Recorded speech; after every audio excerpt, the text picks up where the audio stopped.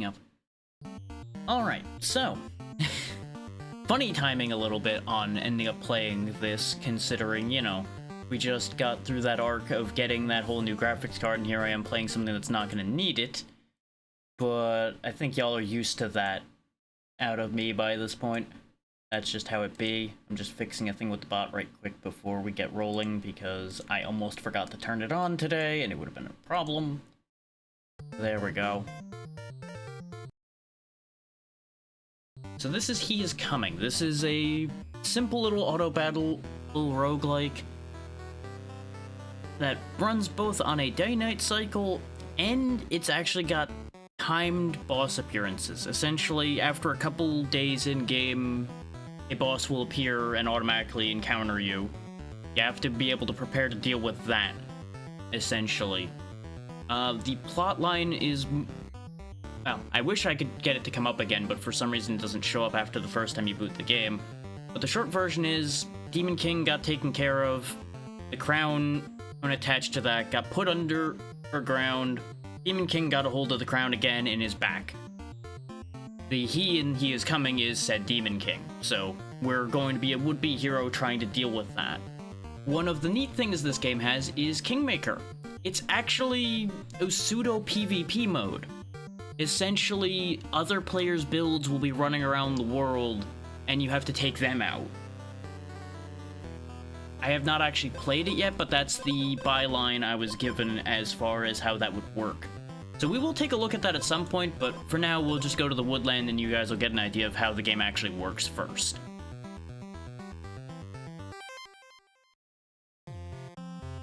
That's us right here, little sword and shield man standing there in front of their house. We have a stick. Because, you know, when you go off to do your heroing, clearly the perfect answer is to bring a stick, right? That's clearly the heroic weapon of choice.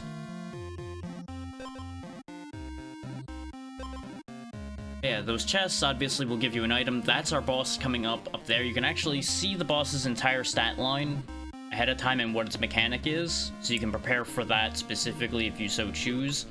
You can look around the map in case you need to remember what something is back where you were before, because everything will stay revealed that we reveal as we're walking around, though objects will turn into question marks when nightfall comes. So that will complicate things a little bit. Obviously, we only have 4 inventory slots. As you defeat bosses, these other slots will open up, so you can get stronger that way. And there'll be other mechanics that we'll get into as we get to them.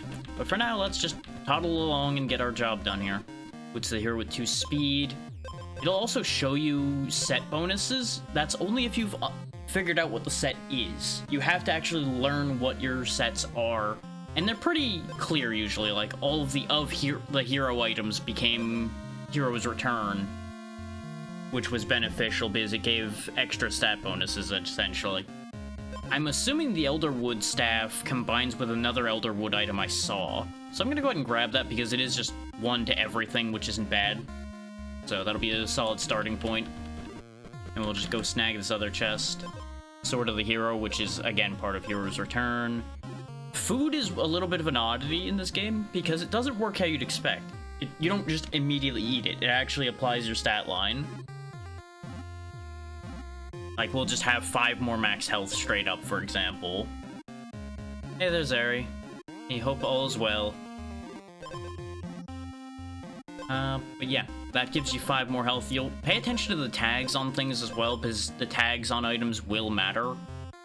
Like, there's an item that gives you a bonus for having X amount of stone items, for example. So that will be important. For certain builds, at least. And not everything has tags. As you can see, the Sword of the Hero has no tags. It just is the Sword of the Heroes. And this has wood. So we actually, if we want to focus on wood items, we could actually grab the Redwood Roast. And 5 health isn't bad. You'll notice it doesn't fill that health, though. You actually have to fill that health back up by doing other things instead of just expecting it to fill that for you. And you can have as many copies of an item as you want. Like, see, I just have 2 roasts now, for example. Now it's night, we can't see as far. It's a little more dangerous. Boomstick's pretty funny. It just is 2 damage, but it also deals an extra 1 when you hit something. We'll go ahead and grab the Redwood Cloak, because again, it's a wood item. We'll see if we can figure out a set bonus there somewhere, potentially.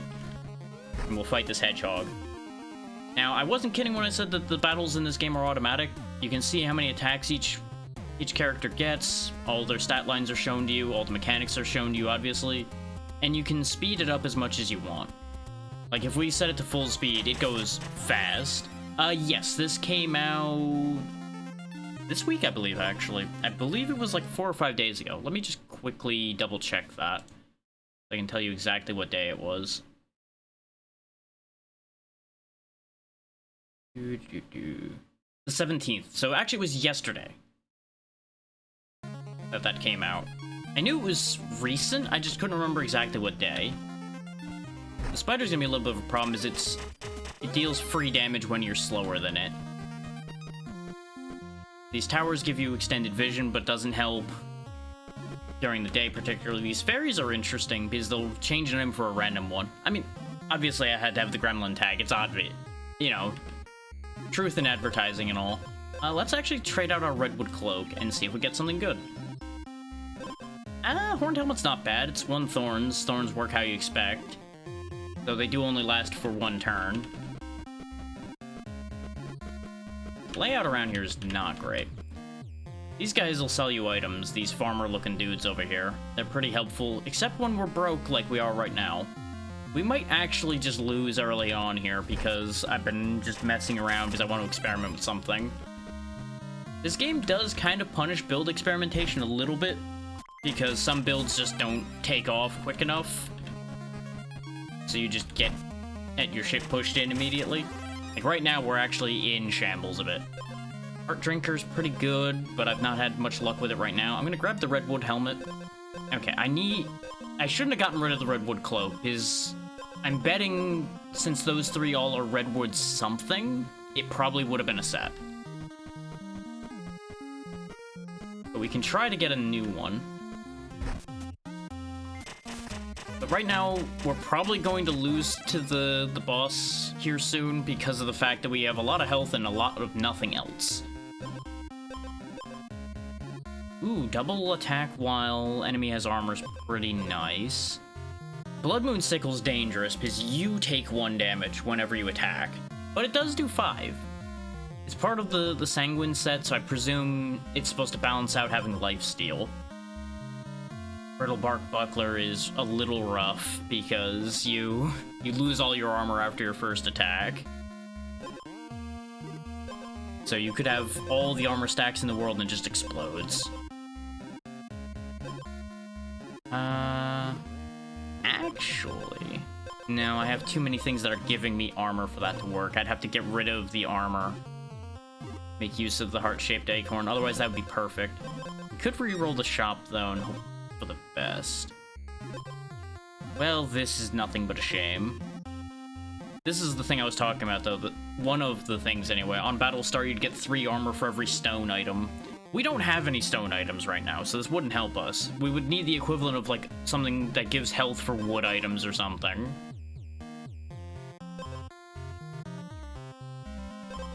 So, this shop is garbage. We have this day, basically, to turn things around, or we're going to lose to the boar immediately.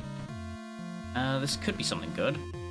Jewelry boxes always have rings, earrings, and crowns, as well as a couple other odds and ends for the most part.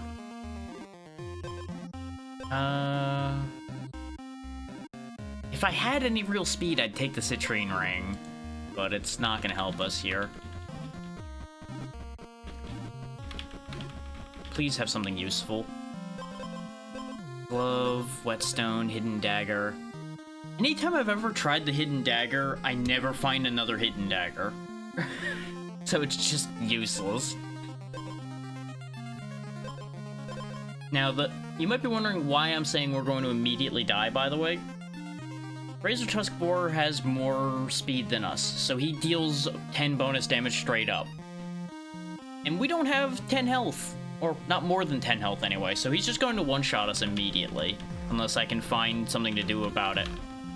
And it's not looking great right now. So, you know. And yeah, that's gonna be rip this run immediately. So I could swap for the Shield Spear Lance, but our damage would be so low he would take us out in a hit or two anyway, so it won't matter. There's a positive to this, though, that you'll understand in a minute. So first I gotta fight this wolf. There we go.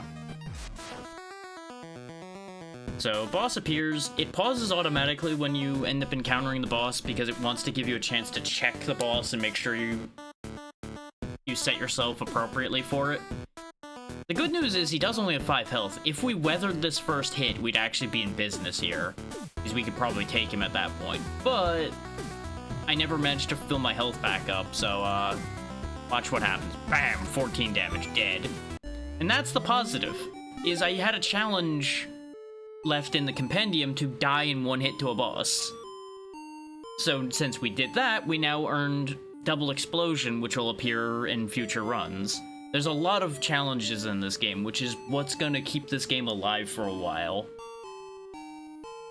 So each time you deal non-weapon damage, deal 3 damage. So say I had the cherry bombs, it would deal 1 damage, and then the second time it dealt its 1 damage, because it deals it twice, it would deal the additional 3 as well. So it actually makes Cherry Bomb really good. But if we go back to the main menu for a second, and go to the compendium, there's this whole grid here where challenges unlock information about other challenges. Like, I believe you can end up unlocking these without having information, because I would assume you have to start somewhere. But, for example... Oh, Double Explosion's not even in this one. Where was... Wait. Oh no, there it is. So we need to unlock one of the other challenges around this one to reveal what this is. But we can trigger Exposed with 0 armor. How would you do that? That has to be something that gives you temporary armor but doesn't improve your base armor. As you can see there, Exposed is when you lose all your armor. So it wouldn't trigger when you don't have any. So there has to be a way of generating armor, which there's a earring that gives you armor every other turn, so I guess you just have to get hit after having that and that would work. 3 copies of the same item, which is part of what I was doing with those redwood pieces that I was putting together. Yeah, there's a ton of gear in this game, and there's also the swampland that we can get to, but we have to be successful in the woodland to get there. And this is all the stuff that's available right now without having done any other challenges, and you can see all your various tags that are currently available. A lot of different bosses. I've only seen a chunk of them. There's still a lot more left. And obviously, there's all the item sets, though maybe don't look at those the names for them, because that'll give away what item sets are. It depends on if you want to have that information or not.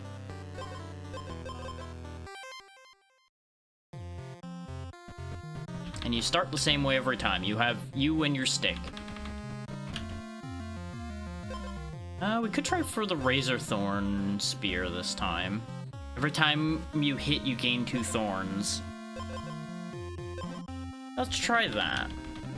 Because presumably that'll pair with something else that says Razorthorn. Yeah, we'll take some speed. Because if we're faster than our opponent, then we can actually get the thorns up before they attack. This is the item I was talking about that gives you armor without giving you base armor. So actually, we might be able to go for multiple challenges at once here.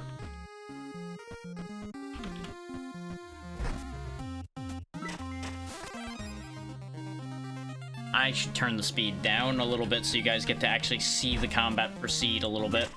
There we go. You'll see the circle fill up around a unit on either side. That's what determines when they'll attack. Obviously, it doesn't super matter. It's just part of how the animation proceeds, essentially.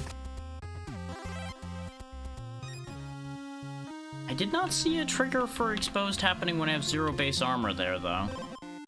I don't think the fights are ending too fast for it. Sure, we'll grab the Vampiric Wine for now. I've never used that. There's the Redwood Helmet. Of course we're not gonna see the Horned Helmet again now, huh? I swear this game has a sense of humor about that.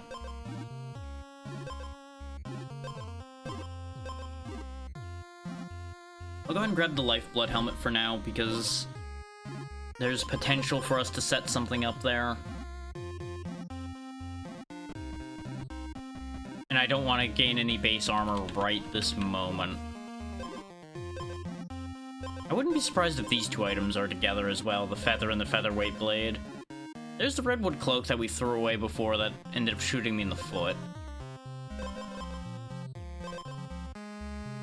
That would probably serve us better in some cases than the wine. We could try rebuilding that set. And do it properly this time. Oh, this is a hero's grave, by the way. I don't know if this is like a player's grave or what the deal with this is, but you usually find pretty good stuff in these. Like in this case, Brittle Bark Armor, Granite Lance, and Iron Skin. The Granite Lance would be really good if I was doing what I normally do, which is building up a decent amount of armor. But right now, I'm going armorless in an attempt to get the challenge to trigger. I could grab the Iron Skin potion, though. There's potential there. Because maybe you have to have more than just the one armor for it to actually have that work. But now we're not missing any health, so it's not gonna matter.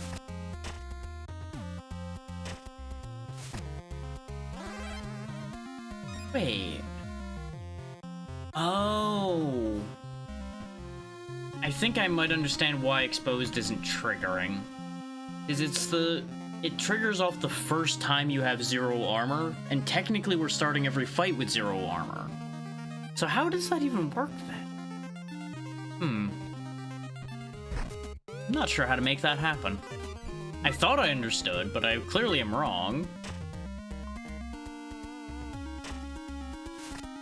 It's either that or maybe the fight has to continue after that point, because we are usually killing anything that causes that.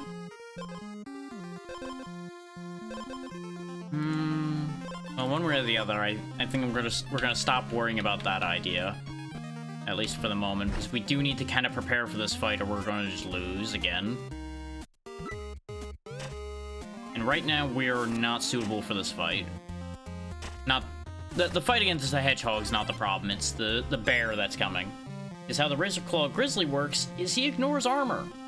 So you need to have a decent amount of health or he'll just rip you apart. Right now, we would die to him in 4 turns, and we are certainly not killing him in 4 turns with 10 health, 5 armor that he has, and 1 damage on our side. We do have thorns that'll help a little bit, but they're not gonna be the be-all, end-all, as you might imagine. Ah, excellent. I appreciate that. I don't know why it didn't pop up.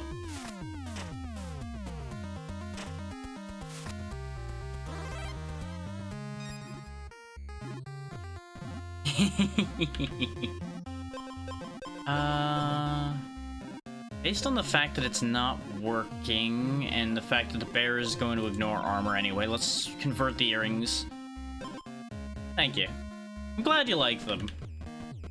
I like what we were talking about before, I do really need to sit down and make more of them.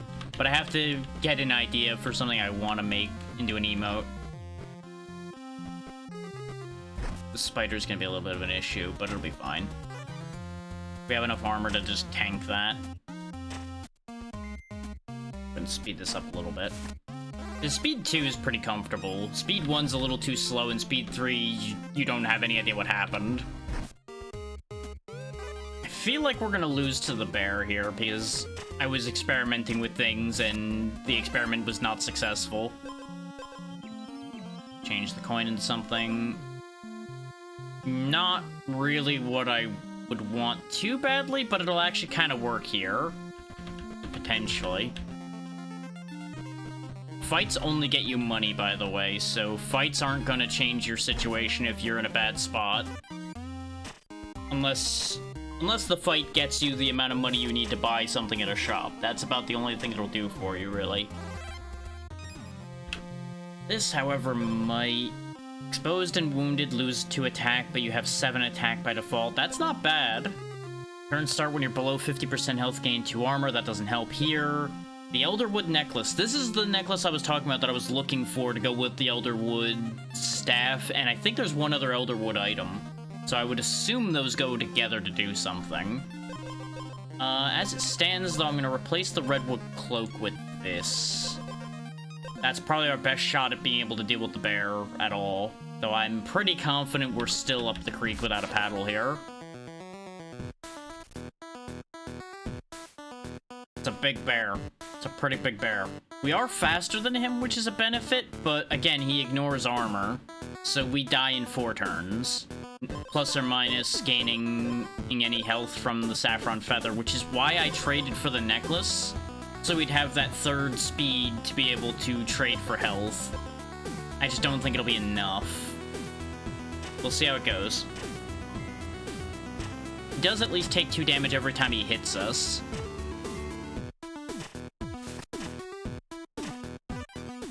But the thing is, he's now faster than us. Actually, no, we did win. We're okay.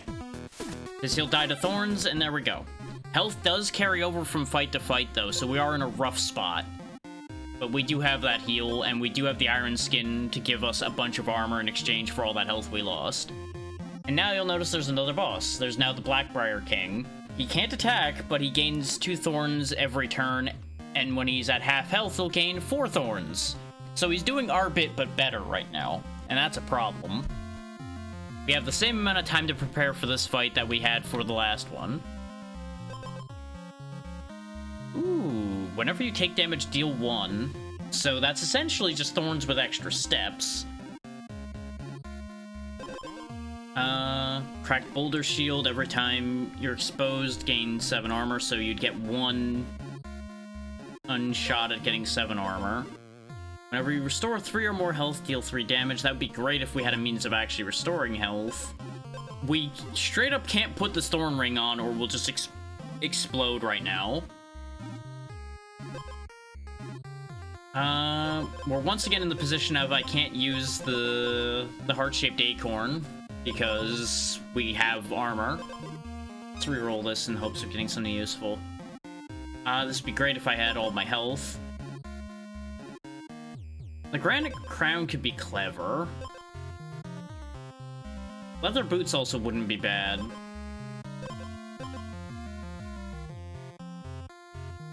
The thing is, that would only be max health for the battle. We'd lose that max health afterwards. So I don't... Ooh, actually, no, I have an idea. We're gonna buy the Granite Crown. I have a clever idea. Is you see, if you have multiple things that trigger at the start of battle, they will trigger in the order from top left to bottom right. So if I have the Iron Skin Potion triggering after the Granite Crown, we will gain the extra max health, and then gain more armor than we would normally.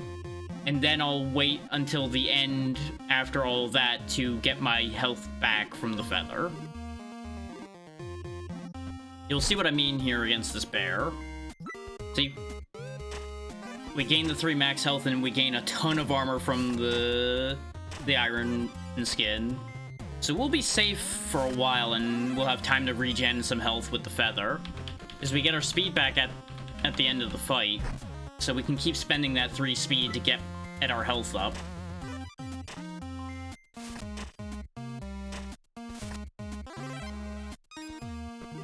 So this is starting to become a viable build. It's not going to be great against the king. We're going to need to do better than that to beat him. But it's progress. We got time to find stuff. We just got to go find it. The Golem's great, because he'll take 2 items that are the same, combine them, and give you a golden version of it. Which gives you essentially the same amount as if you had both items, but it only takes up 1 slot. The Golem is one of my favorite NPCs so far, because of just how powerful combining 2 items is. The Anvil's also very good. Puts an edge on your weapon, whether it has an edge or not, and it does a variety of things, like on-hit gain armor, or on-hit heal. We're gonna go ahead and take the on-hit gain armor, because that seems to be a gimmick we're leaning into at this point, so we're just gonna continue that idea. Obviously, if you trade out this weapon, you lose the edge, so you'd have to go back to the Anvil to get a new edge. I could double feather it, which would be funny, but I think the Lifeblood helmet's a better choice for us right now. Bear in mind, as you beat bosses, all the enemies level up as well. So all the enemies are now level 2 versions of themselves. They're all more dangerous.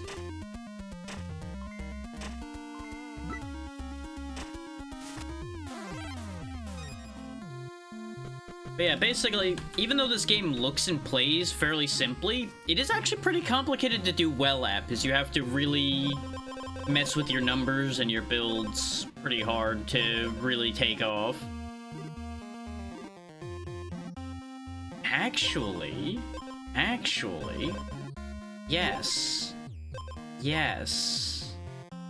Is we give up the 2 armor, is we'll have extra armor more often than not. Gain the speed and attack, and then we use the speed to keep feeding our health. You see the loop going. We've got an engine getting started up here.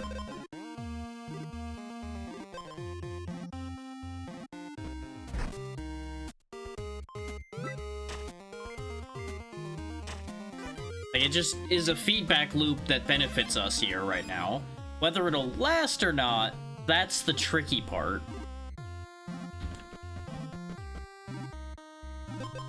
Actually, if I could probably get away with giving up the leather vest or the Elderwood necklace for a little bit. Because we could take the feather to the golem and combine it. Or we give up on the thorns, even though we'd lose the on-hit gain armor. Yeah, let's... Yes! Okay, it is a 2-part set. Oh boy, that's actually really good. Battlestar, double your attack, armor, and speed. So this works perfectly for what I'm doing. I'm so glad I kept pushing to try to make that set. I'm sad, though, that it was a 2-item set and I could have had it earlier. Ah! It's fine. There's the featherweight blade, which probably would go with the featherweight helmet and something else, but this is too strong right now. We're keeping that. Just watch our stat line. Yeah, we now have 5, 10, 11. We are the fastest thing on Earth right now.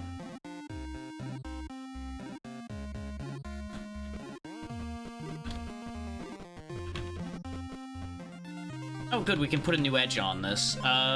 Gain 1 additional strike. There's a catch to this, though. Bear this mechanic in mind.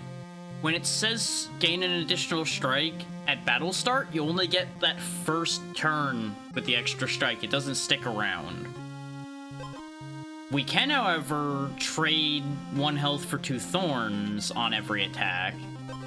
Since we'll be healing anyway, I think we can actually do that. We don't have any on-hit effects, so I'm not super jazzed about the idea of getting the extra hit. It's either that or we go back to the other anvil and go get the armor one, and I think actually it'd be better to go get the armor one again. Because the armor one would benefit us more. This might be the first build I have that's actually really taking off. I've gotten to, I think it was the 3rd boss a couple times, and that's the best I've ever done. But I haven't played for too long. Like, obviously, it came out yesterday, so I couldn't have played it for that long. But I had delayed on picking it up a little bit as well. I think I only started playing this last night. Was the first time I played this? Because I played this a little bit before we played Repo. Ooh, there's a 2nd leather vest. But I have no room!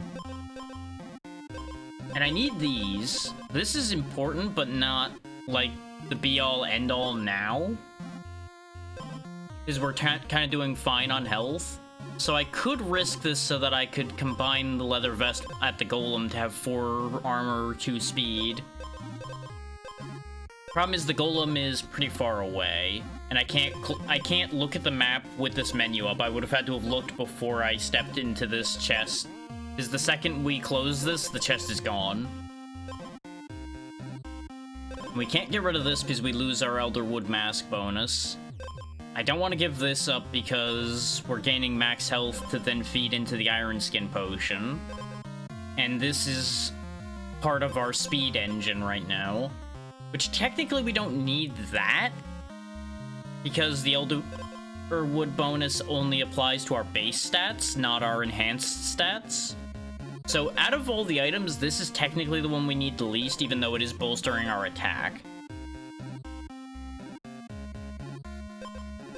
But this does feed the engine that allows me to keep healing. But considering we double our base speed, we don't actually need that. So yeah, that's the one that's valid to get rid of. Problem is, if we look at the map, the golem is pretty far away, I seem to recall. Where is he? Oh, there he goes. He's over there. He's actually not as far as I remember him being. We just need to get through 2 spiders and a hedgehog, which is nothing. And we have enough time to get there, I think. The only thing is, the combined leather armor isn't going to make that big a difference for us, because it's literally going to be the same stats that we have. So we might not be able to follow up on that. It's going to be the only problem. And we are going to be at 4 attack instead of 6, which could come back to bite me. But we'll have a little bit of time after we get to the golem to try to do something with that information.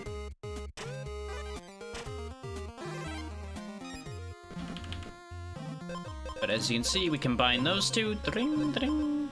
And now it's a golden leather vest, which is the stat line I was talking about, 4 and 2. There's a shop right over there, though. We just need to get through this hedgehog, and then hopefully we'll be able to buy something to fill out that last slot with. That'll be useful to us. We are 10 speed, though, which is pretty nice. Let's see. Ooh, actually, yeah, the leather boots could be perfect for us. I forgot that this is a shop we looked at already. The stone stake could also work, because that's just flat 5 armor. But I think we'll take the leather boots. Because again, we're guaranteed to be faster than most things right now. Let's reroll this shop. Ooh, featherweight wings. Really, real shame we gave up the featherweight helmet, but we also didn't have the featherweight sword anyway. If you have less speed than your enemy, gain attack equal to your speed. That does seem real nice. 2 Iron Skin Potions would be sick. But the good news about shops is they stay until you reroll them. So we can keep that Iron Skin Potion there, and the golem also stays after he's used. He doesn't stop functioning after a use. So we can actually get that double Iron Skin Potion going. We just have to win this fight. Which that might be a little tricky. He is going to build up a lot of thorns, which might be a problem.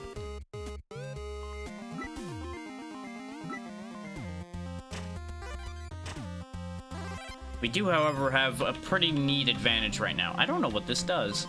Throw gold into the well? Sure. Golden Boots of the Hero. That would be very nice under literally any other circumstances, but right now I'm gonna have to throw that away.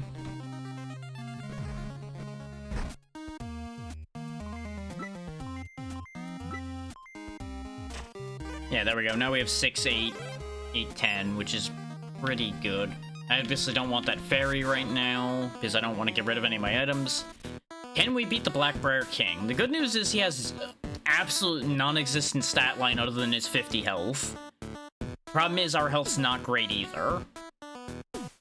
And a lot of our stuff is battle start rather than turn. So we'll see how this goes.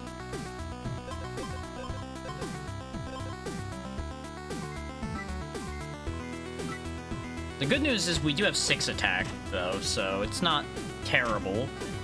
And we do have a lot of armor to eat those thorns with.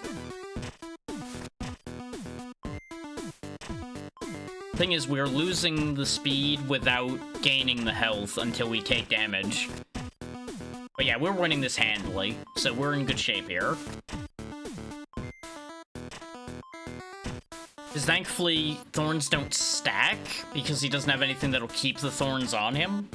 If he could stack thorns, we would just destroy ourselves on him, like, immediately. There we go, that's the first time we've beaten that boss.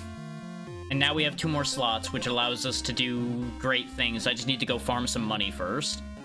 There's also these vials here. Those are actually super helpful. I'll show you what those do here first. Gotta get rid of a level 3 hedgehog first. Which starts with 5 thorns now, which is a little scary. But thanks to all of our armor and everything, not really as scary as it could be. This adds oil to a weapon, which is just an additional buff. You can have flat 1 more attack, 1 more armor, or 1 more speed. Let's just take the 1 more attack because, again, the doubling. Where was that other anvil? The one that we could get the 1 armor a turn from. There it is. I want to go back for that. But let's... no, that path isn't gonna... Oh, there's a golem up here too, though. Good to know. I don't really want to go through the ferry because I don't want to lose the ferry. Because even if I don't use it, it'll disappear. That'll work. The horned helmet. We can transmog the horned helmet so we at least get something to happen. And, ooh, we got the spiny chestnut, which just gives you 3 thorns for free at the start of a fight. That'll work. Not really something I was aiming for, but I'll take it. Ah! So we have 3 leather items, and we gain 1 attack every other turn now. I wanted to see what that set was, too, because... Flawless victory. More or less, yeah. I had tried to get this, but I could never get either the boots or the glove in alternating runs. Like, each time I had either or the hands or the feet, and I always had the chest. Thank you. Like, we are getting really strong now. That's the thing, you have to get past the first boss. As long as you can get past the first boss, you can usually get pretty strong. Okay, the campfires spend the night, but heal you, I'm pretty sure. I've never actually used them. I usually just go running around during the night, trying to get more done.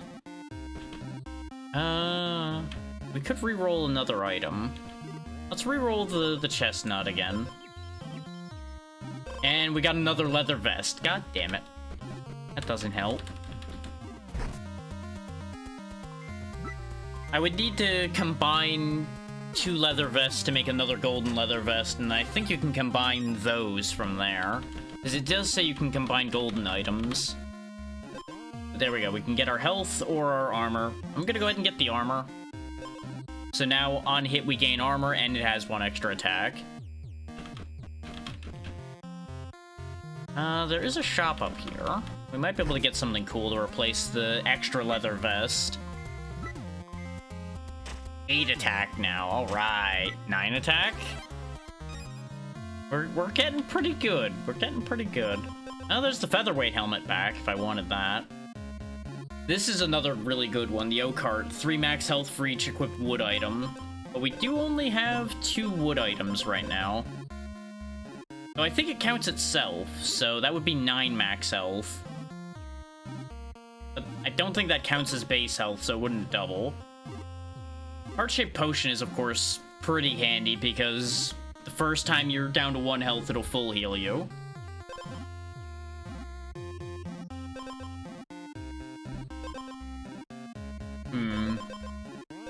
Now, we already passed up the opportunity we would have had with the featherweight helmet.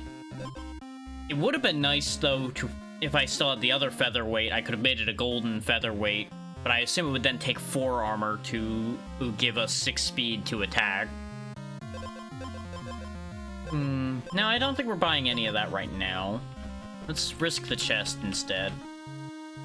There's the Razorthorn Spear back, the Boots of the Hero, and the double-plated armor. We could afford to give up 2 speed. That would leave us with 5, which still goes up to 10 when we double it. And that gives us 2 more base armor, which then goes up to 10 base armor. And gives us a safety net if something breaks that armor. So it is a safety net of only 3, so I don't know if it's that good. I think we'll just not. Also, Leshen, 50 health, 7 attack, 3 speed. Just keep that in mind. Leshen's biggest thing is he has just a ton of health. That's why I lost the one time I got to him, is he just had too much health for the attack I had. We have way more attack this time than I ever have had, so I think we'll be okay. Oh, we'll re-roll the leather vest again. Okay, Sapphire Ring, steal 2 armor from the enemy. That's not bad. It's not gonna help us against Leshen, because Leshen doesn't have any armor. But it would help against other enemies. But bear in mind that also doesn't apply to base stats, so it won't double.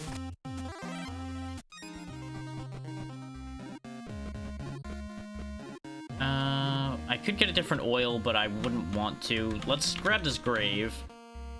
Chainmail armor. Ooh, when wounded, regain base armor, so that whenever we get to half health. There's an iron skin potion. Nope, give me that. Give me that.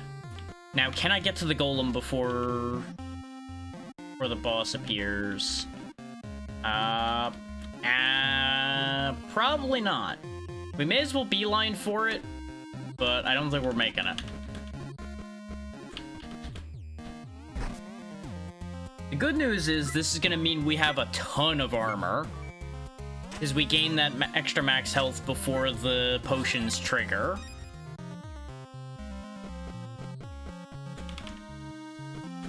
So we'll have a lot of armor to tank. Yes, there we go. Sleep until next day and restore 10 health. I have no reason to do that because we're at full health. It's gonna be close, because you can travel a couple tiles per unit at a time. Oh, those actually can't be combined anyway. Oh, right, because it's not a common item. Right. It's only common or golden. RIP. That was a cunning scheme that would have worked if it weren't for those pesky game mechanics. Notice how Leshen has different music. I think he's the final fight of the Woodlands. We'll let this take its time and play out at slow speed so we can soak in this.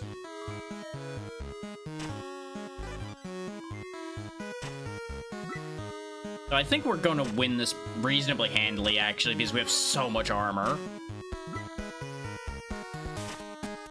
Like, I'm not even sure he's gonna do much real damage to us before he dies. He's only got 2 hits and change left in him. And he hasn't even broken through our armor completely yet. If he was faster than me, I'd be worried, but he isn't, so we're good. And there we go. Leshen going down. Insomniac completed. Oh, it's a second phase. True form.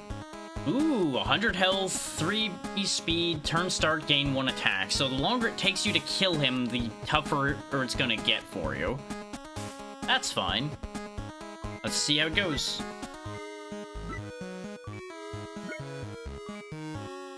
There really is no time to explain. It's going in alright so far, Jay. We're actually fighting the final fight of the first area right now, I'm pretty sure. How are you doing? We've got a pretty stacked setup going on here. Which I pretty much just lucked into, but we'll take it. Considering our base stats double at the start of a fight, we gain armor equal to missing health twice. It's a lot. Yeah, he's down to half health and he hasn't even broken our armor yet, so I think we're fine. Because we also gain an extra attack every other turn. Thankfully, for them, it's only 1 more attack stat, not another strike, but it's fine. He'll die in 3 turns. He is gonna start hurting me now, though. But we will heal just enough that we'll live. Because it does turn to a speed tie here. But thankfully, it's just in time for him to die first. Woodland victory. The ancient Leshen, guardian of the woods, has fallen. Its body crumbles, fading into the moss-covered earth. But your journey is not over yet. From the swamps, a foul stench rises, and something stirs beneath the waters. There we go. Woodland Abomination defeated. Woodland Horror gets us Iron Transfusion. Turn start, gain 2 armor and lose 1 health for beating Leshen the first time. And then Insomniac, Stone Slab Sword. On hit, gain 2 armor, it's got 2 attack. Defeat Leshen in a run without sleeping. Because we never went to a campsite. Correction, we touched one, looked at it and went, no. And kept going. We didn't need sleep. And then Rose and Thorn for having beaten Blackbriar King. The Blackbriar Rose. Whenever you restore health, gain 2 thorns. You can only equip 1 rose. There are a couple roses in the game. And then we also got Woodland Victory. The Twin Blade gives you 2 strikes but only hits for 1 damage. Defeat the Woodland Abomination for the first time. I think this is a build that gets put into the Kingmaker pool as well. Because I think it's only victories that get put into the Kingmaker pool. I'm not 100% sure on that. But now if we go back, you'll notice Swampland's available. Which I assume is going to be a lot harder. Oh, control in the overworld to toggle quick battle mode. When active, battles will resolve instantly. Press control again to turn it off. That's actually really nice. That's a way to speed things up if you've been playing this for a while. Now, if we look at the tab, Carnivorous Slime, 20 health, 1 attack, 5 armor, 5 speed. That'll start Carnivorous Slime, adds 3 acid to the player and converts all player health except 1 to armor. Ooh, so he turns all of our health into armor, and the acid takes away armor equal to acid every turn. And it doesn't look like the acid goes down, so basically you're ticking down 3 armor every turn, in addition to his 1 attack. So basically you're going to lose 4 armor every turn, and you only have 1 actual health. Ew.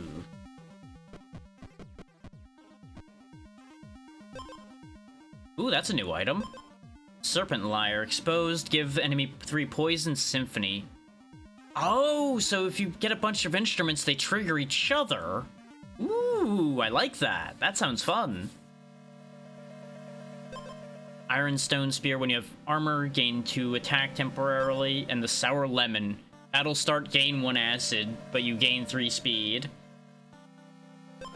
I'm interested in the instruments. We'll see if we can make something happen with that.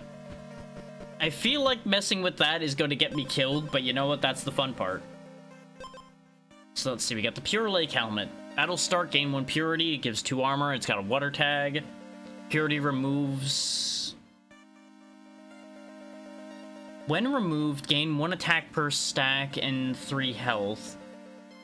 So does Purity remove itself, like, at the end of a turn? Or is it a, like, in case an enemy has the ability to remove your buffs type deal? I'm not sure how that'll work. Pacifist Staff, on hit, gain 1 armor and restore 1 health. So you do no damage, but you make yourself harder to kill, which is pretty funny. And then the Silver Scale Fish. When exposed, give the enemy 1 Riptide. Riptide deals 5 damage to an enemy at the end of every turn, basically, because it'll remove 1 Riptide. Okay, those are all neat. I'll take the Pure Lake Helmet for now, just to have the default armor. I don't know how strong frogs are, so let's see how that goes. 2 health, 1 attack, 2 armor. When he gets exposed, he gains back 1 armor, so he just lasts an extra hit, basically. Okay. That's fine. Aha, you broke my armor, so now you die to my poison. You fool. Ooh, golden treasure chest. I didn't know these were a mechanic either, so we just get a gold item straight up. Squire's armor upgrades after you defeat the next boss. We can also get the golden sour lemon, which is 2 acid, 6 speed, or the golden leather belt. If you have 0 base armor, double this item's max health bonus, so you'd get 12 max health from it instead of 6. You'd have to have a healing mechanic to make that worthwhile, or something that works off your max health. So we'll take the golden squire armor, because I'm curious to see that upgrade. I love how many layered mechanics this game has. Oh, there's the basic squire armor. Ooh, muscle potion. Every 3 strikes gain 1 attack. Sure. Considering we don't even have a weapon right now, we'll actually take that. We'll get juiced up. We'll go ahead and speed this up now.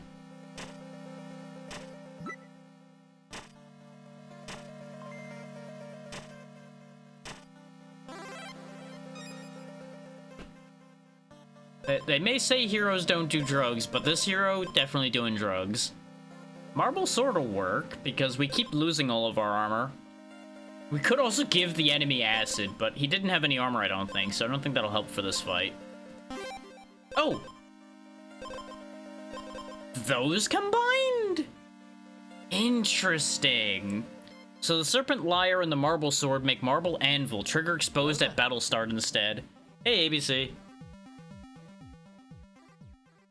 So this means we'll get the 3 poison and the 3 attack at the start of every fight. Exactly, Zeri. He's a hero for the modern day. What do you got? Oh, the ferryman can take you to a location. Neat. So the Sunken Palace would, I presume, get us money. The Witch Marsh has a cauldron, and the Golem obviously has a golem. But we don't have any inventory space, so I don't really want to go to most of these. Take me to the Sunken Palace. I'm curious how that's gonna be. Okay, so it literally was just a spot where it gives you 3 gold. I don't know how strong he's gonna be. Can I look at him? I can. Palace Guard level 1. 2 health, 3 attack, 10 armor. We can take him. We got this, probably. Because we do have a lot of attack now, thanks to the immediate 3 attack. And we have the poison to help us out. There we go, we get another challenge completed.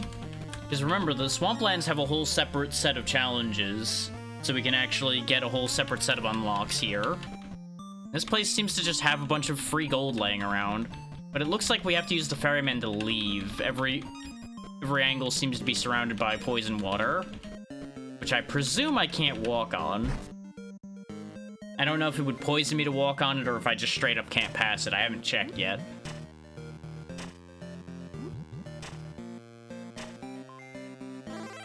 So far, though, this is the opposite of normal streamer luck. I've been having good runs instead of the fact that most of my runs were kind of trash before. Get back here, Palace Guard. Okay, you know what? Fine. If you want to just run for me, I'm just gonna leave, having looted your palace already. Boneyard Bog has a previous hero's treasure. I don't know what this is. Show me that. Take me to the abandoned quarry. So it looks like the swampland might be separated into a bunch of islands, essentially. Oh, it's a weapon pile. Okay, so you can just get a different weapon here. That'll start give the enemy 1 Riptide. So that'll make them take 5 damage a turn. Give yourself and the enemy 3 acid with the slime sword. That won't help us against this boss, but it would be funny otherwise. I think we're just gonna leave that alone. I want that oil, though. Attack oil... yeah, attack oil. This way we start with 2. That we'll actually be starting with 5. Okay, beavers have regeneration. Interesting. It's gonna be hard to regenerate when I just one-shot you, though, huh? Yeah, it's the classic, oh, this guy can come back from any injury other than you cutting his head off. Oh, it's a shame that you cut his head off. Well. Venomous Fangs, first turn, give the enemy 2 poison on hit. Arcane Bell, battle start, decrease all cooldowns by 1, Symphony. Ooh. So there's cooldown effects, too, then. Interesting. Oh, countdown effects, right. I read that wrong. I saw the cooldown mentioned in the other one, and then the bad words. Either way. Not gonna use that right now because we don't have inventory space.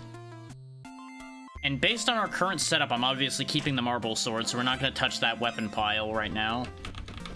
Which is a shame, because I want to see what other stuff is available, but this is working too well. I don't want to throw this away yet.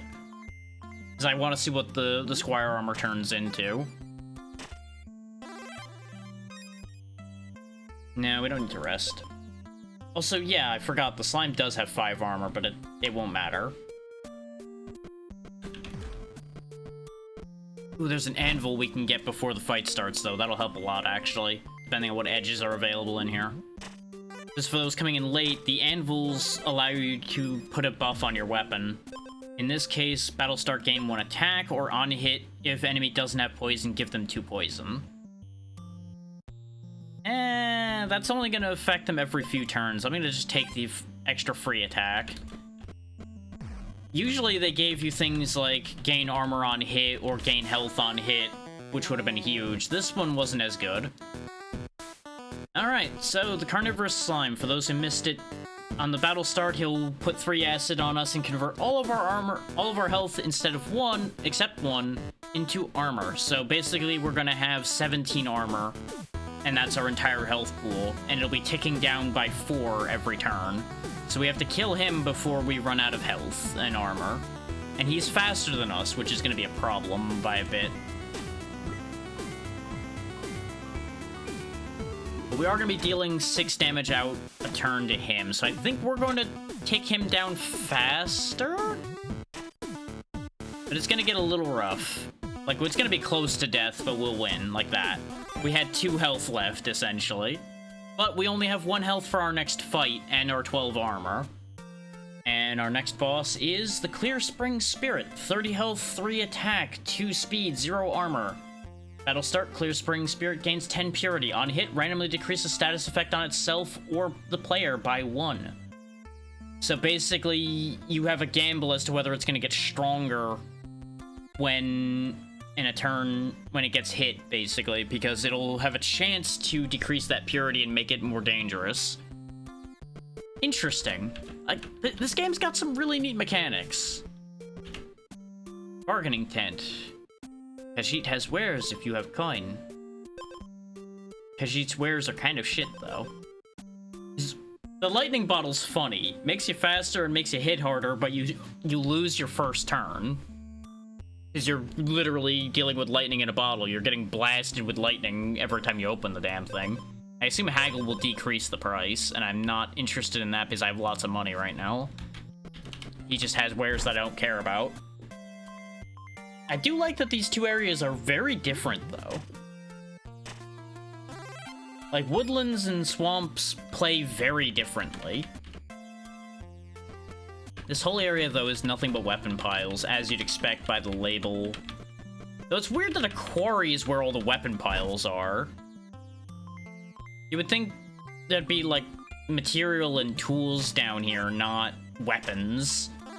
But I guess the tools are weapons. I have base armor, so leather belt's not particularly helpful. Ooh, granite egg. Hatches after you defeat the next boss. Also, it's golden knight armor. It gives twice as much armor. That's what it upgraded to, and it upgrades again. Let's grab the egg for now. If I don't find something better, or by the time we get to the boss, it'll be fun to have that. Interesting. Clear Spring Opal. Turn start, if you have any status effects, spend 1 speed to decrease a random status effect by 1. So basically, we can do the same thing that the Clear Spring Spirit's doing, except it's on turn start instead of on hit. But we'd have to give up speed for it. Or Salt Crusted Crown, battle start, gain 1 Riptide. So we end up giving ourselves a status effect that makes us take 5 damage, but we get 8 max health. I'll take the Opal for now. I'll probably end up replacing it, but 2 extra speed will be kind of handy. Okay, yeah, we can't walk into the marsh. I was wondering if it was gonna be like you take damage walking out here, but you can do it if you really need to. Gale Staff on hit, lose 1 speed, but it gives you 2 attack, 6 speed. That's pretty nifty. The Fungal Rapier. Battle start, gain 1 poison, 3 attack. Poisoning myself, huh? But it is only 1 poison at the start of a fight, so you just either have to keep armor up or just accept the fact you're taking 1 damage. That's not really that big a deal. And then the Silver Scale Dagger we've seen before. I'm wasting a lot of these weapon piles, though. Makes me slightly sad. Ooh, what's this? Sinkhole. Go into the sinkhole? Sure, why not? Let's just jump in the sinkhole. Oh, it looks like this is just a separate area, or it throws you somewhere random. I'm not sure which. Oh, I think we're actually just in another sunken palace, because there's palace guards everywhere and there's money here. So I guess it just sent us somewhere random. I do like the music in this area, though. The music here is cool. We're gonna leave, though, because we have no real reason to be here. Take me to Merchant Isle, since I have so much money. Light speed potion, battle start, restore health equal to speed. Okay. Venomous Fang we've seen, and the Slime Sword we've seen. Light speed potion's a neat idea, but I don't think I want or need it right now. Muscle potion, we can't... And wait, no, that is a common item. So if we go to a golem, we could actually combine those. I wonder if it's every 3 strikes gain 1 attack, or if it would make it faster as well. Actually, they have a chance to do something very funny here. They have a chance to do something very funny since everything else has doubled all of its numbers. Imagine if it turns it into every 6 strikes gain 2 attack, just as a troll. That would be very funny. Clear Spring Watermelon. Battle start, exposed, and wounded decrease a random status effect by 1. Interesting. It would be interesting to have all the Clear Spring stuff. But let's not worry about that right now. Hello, Turtle. Loses all its armor after taking damage, so 1 hit and that 15 armor goes away. That seems terrible for him. You would think he would gain armor as a turtle, because you would expect a turtle to, like, retract into its shell when threatened, not come out of its shell and die. That seems backwards. Dragonfly, battle start if it has more speed than you, it gains attack equal to the difference, and then he died. Royal Horn, when wounded, gain 2 gold, Symphony, and then Iron Stone Spear and the Lightspeed Potion. No, I think we're keeping what we have. I'm not convinced we're ready for this fight. Oh, wait. The Merchant. Oh, there's another Silver Scale item, the Silver Scale Greaves. Battle start if you have more speed than the enemy, give them to Riptide. Okay. Sanguine Scepter, healing is doubled. That's pretty good, but it's only 1 attack. Arcane Wand, can't attack. Turn start, deal 2 damage. Increase the damage for each tome equipped. So there's a whole tome mechanic apparently in here somewhere. So that could be fun. Friendship Bracelet. Battle start, the enemy loses 1 attack, and you lose 1 attack by default. That's pretty funny. And then the Toxic Rose. Whenever you restore health, give the enemy 1 poison. All of these are pretty cool. Oh yeah, Thunderbound Saber. Battle start, stun yourself for 2 turns, 6 attack. These Thunder items suck. Like, there's gotta be a way to protect yourself from stun or something to make these good. Otherwise, these literally are just, hey, I hope you want to wait like 3 turns before you do anything. You know what it might be, though? The set bonus for these items might be where it, like, applies the stun to the enemy or something. That might be it, and it might be huge. Let's reroll that. Melting Ice Blade, on hit, lose 1 attack, but it starts with 7. Stormcloud Curse, stun yourself and the enemy for 2 turns. So I assume all 3 of those are probably a set, then. Pure Lake Armor, exposed, remove 1 purity to gain 5 armor. So that goes with the Pure Lake Helm. I don't know if there's more than 1 of... Like, I don't know if it's a 2-item set or not. I think I will go ahead and trade the Opal for that, though. There is more than 2 items to that set, so there's another thing for that set, then. Chainmail Cloak, turn start if you have armor, restore 2 health. Impressive Physique, exposed, stun the enemy for 1 turn. So you show the guns off and you just knock them out for a minute. They're just too blown away by your muscles. Viper Extract, the first time an enemy gains poison, give them 3 additional poison. Okay, so poison would be a pretty strong build in this game. We've seen the rest of those already, so reroll again. Lightning Rod, if you're stunned, gain 1 attack. Okay. So that's part of the thing.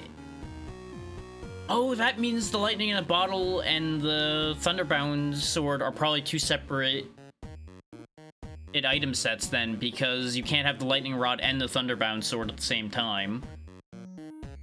So there's probably a Lightning set and a Thunder set. Yeah, because there's the lightning bottle we were talking about. So you probably would combine these 2. And maybe something else. Basilisk Scale. Battle will start, gain 5 armor and 5 poison. So you better keep that armor up or you're gonna start getting melted. Marble Mirror. Battle start, gain armor equal to your opponent's armor. But it makes you slower. That's pretty cool, though. I like that idea. Reroll it away, though, for now. Silver Scale Gauntlet, so we've seen the whole Silver Scale set now, I think. Sinful Mirror. Wounded, remove all of your purity. Ooh, that could actually be really good under the right circumstances. Now there's another lightning item, though. Lightning Whip. Turn start if the enemy's stunned, gain an additional strike. So not only are you hitting them without them getting to return an attack, but you're hitting them twice per turn that they're stunned. That's brutal. I like that. That'll be really handy. Reroll it away again for now, though. Vampiric Stasis. Whenever you skip your strike, restore 3 health. So that would work well with the stuns as well. Moonlight Crest. When you're below 50% health, gain 1 regeneration, which removes itself. Pure Lake Chalice. Gain 1 purity every 2 turns. So this is presumably the last part of the Pure Lake set. Against my better judgment, I'm actually going to get rid of the Muscle Potion for it. Let's see what that set does. It's not a set. Either that or it's a very large set. Yikes. Yikes. That's the opposite of what I wanted to hear. But on the bright side, we have purity we can leverage now.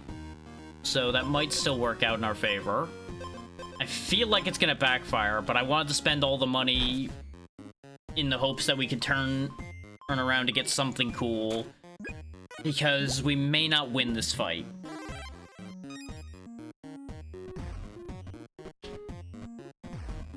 So I wanted to at the very least see as much as I could before we die.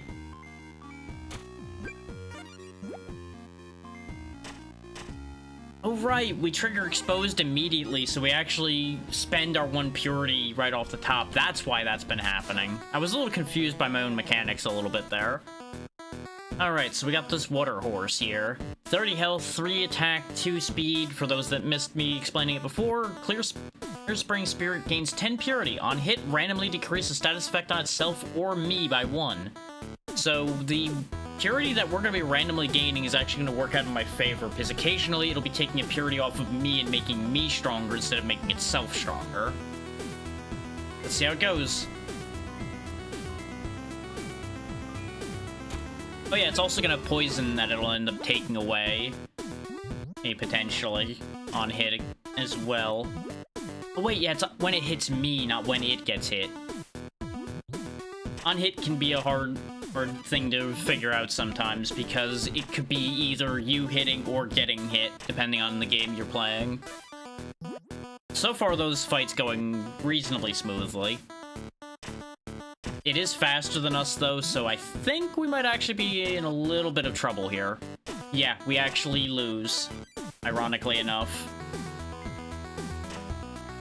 Nope, we did turn it around, never mind. That looked like it was gonna be bad, but it actually worked out. Oh, and the egg hatched into the Stoneborn Turtle. Turn start, restore 1 health. If your health is full, gain 2 armor instead. So Turtle Friend is very useful. And we're gonna be fighting the Swampland Hydra. Has many heads. Stats are, I don't know, question mark. Which is concerning. What are you? Wandering Stranger. Swampland Hydra, guardian of the swamp, an ancient being sealed deep beneath the mire. Now its head stir once more, awakened by the crown's return. That's very helpful. Thank you for the lore, I guess? Huh. I kind of expected him to do something useful. Don't get me wrong, telling me about it's useful, but it didn't, like, reveal its stats to me or anything. We just now know its motivation. Let's see. Slime Armor. Battle start, gain 1 acid, but gain 5 armor. We have no speed, so the light speed potion is useless. I don't really want the Slime Armor because I don't want to pour acid on myself, as it turns out.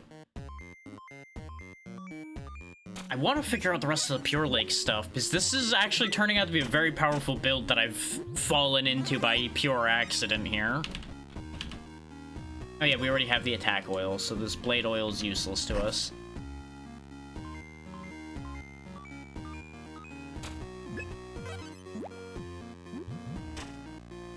Like, that's kind of the way these games work, though, for those that don't know, is a lot of it just ends up being falling into good builds, unless you spent the time sitting there learning it.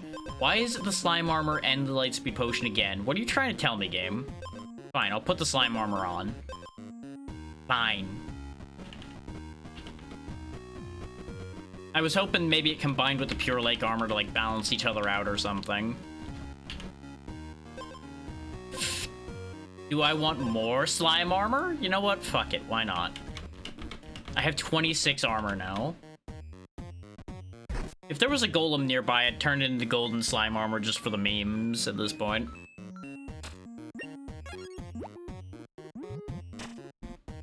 But the 2 acid we have on us is kind of fine. We have, like, 30 armor. Oh, there's another Pure Lake helmet, though. We'll go ahead and give up one of the slime armors for the Pure Lake helmet, because I'd rather have a golden Pure Lake. Because I want to see if it gives us 2 purity or not. What edges does this have? Convert 1 speed to 3 armor, or start with 3 regeneration. Both those are really good, but not right now. Actually, yeah, let's go through this turtle to get to the ferryman and see if he can take me to Golem Island. Don't worry about the fact that we're wearing 2 helmets and 3 suits of armor, by the way. It's fine, it's fine. We're layering all the armor. We can't move, that's why our speed is garbage. But you know what? We can't be hurt. Nothing can hurt us in our giant ball of armor.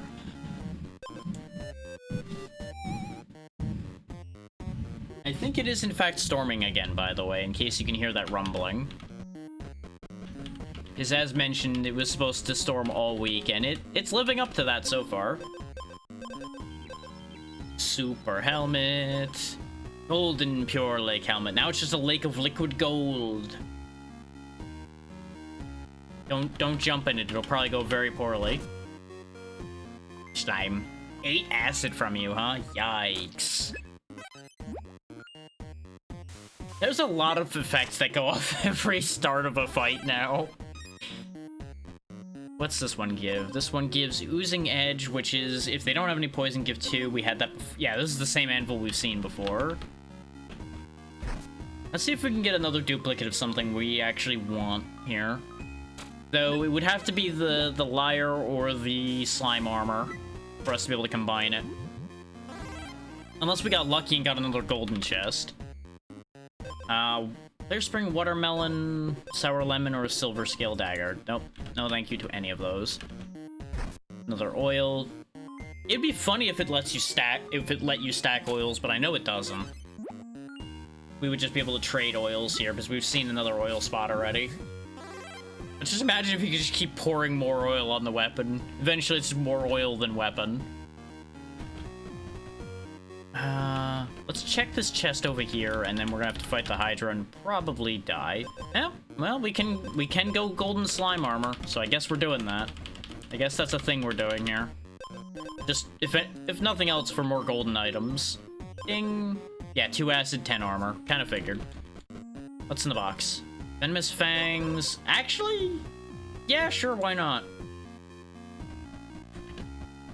We might get something better. Oh, we could actually go double Venomous Fangs and give them 4 poison, but eh. The Arcane Bell would also be fun, but it doesn't help because we don't have any countdowns. A lot of this is not doing anything for me at this point.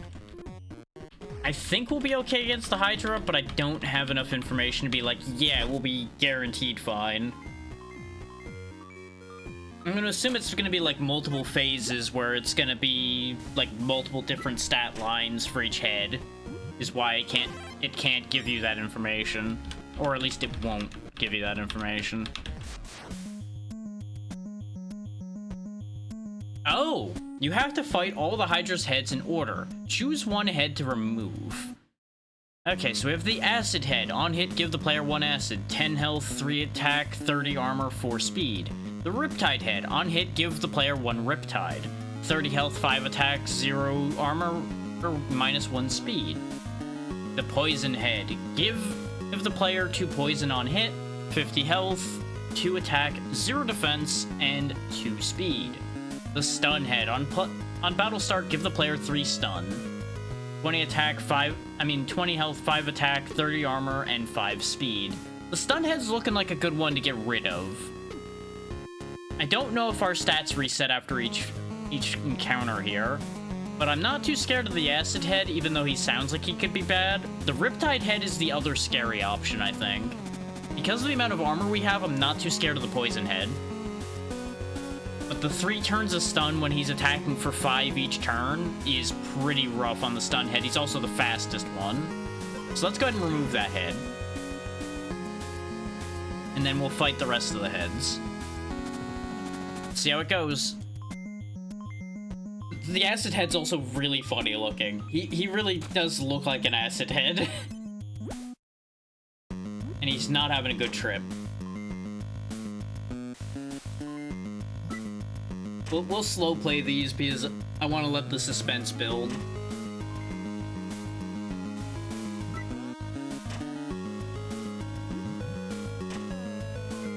So if we manage to win our first run in the Swamplands, it'll be pretty funny. Though I'm assuming this isn't the last... Yeah, this can't be the last boss, but this is the second boss of the area.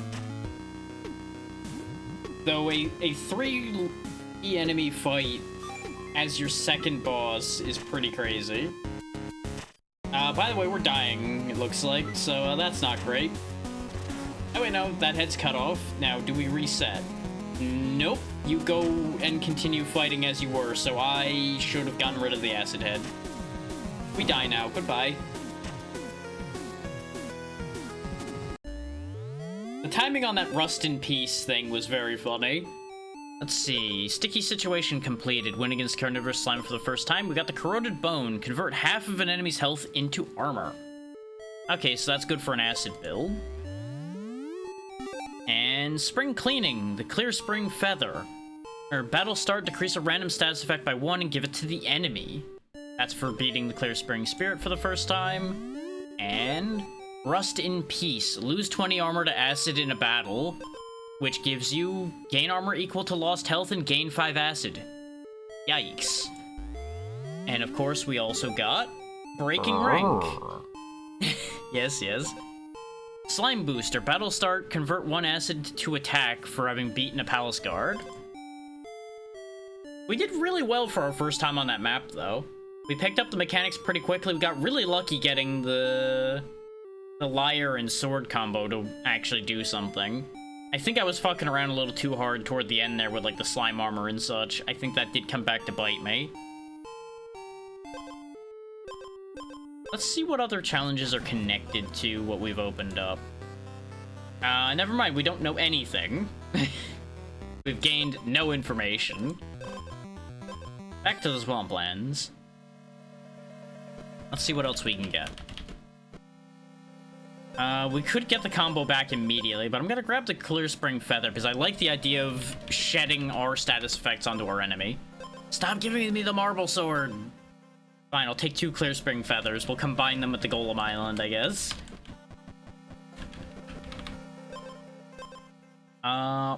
Sure, we'll give the enemy 1 acid at the start of the fight. Why not? They'll have a great time with that. We could take the slime sword, but ooh. Then again, actually, yeah, it doesn't matter if we have the acid, because acid doesn't do health damage, it only removes armor, and we have no armor. Ah. And the best part is, the Clear Spring Feather will shed the acid off of us and put it on the enemy. Aha! A plan!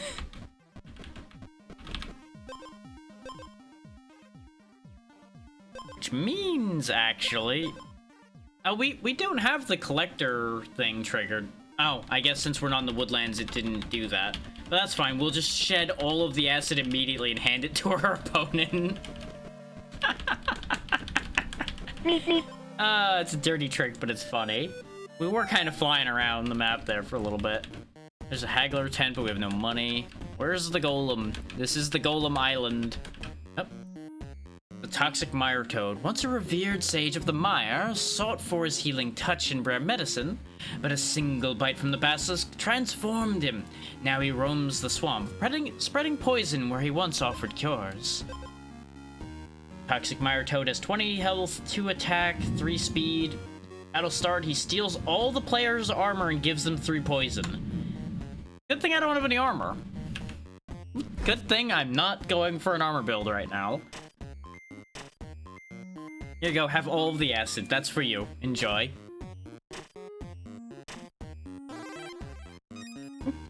Aren't I such a giver?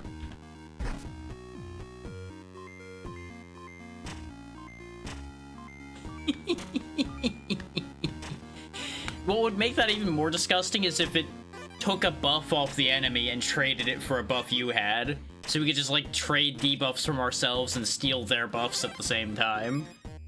It would just be filthy. Based on the way this is going, though, let's go ahead and, on battle start, get 3 regeneration, because we're gonna be reliant on health. Let's not grab that chest yet. Where is the golem? Game, really, where are the golems? Why does the Golem Island not have a single goddamn golem on it? I feel like I've been lied to. This place does not have the advertised golems.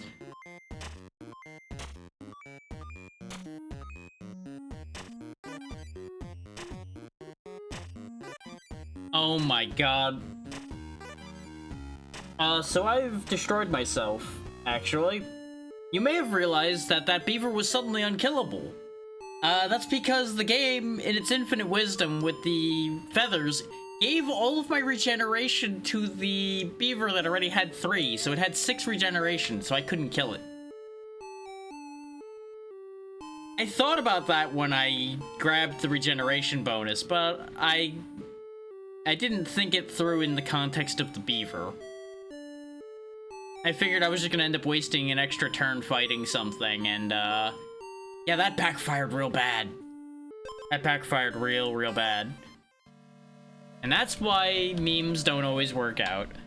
Iron Shell Snail, 5 health, 3 attack, 50 armor, -1 speed. Battle start, he gains 5 acid, though, so he's ticking down at his own pace.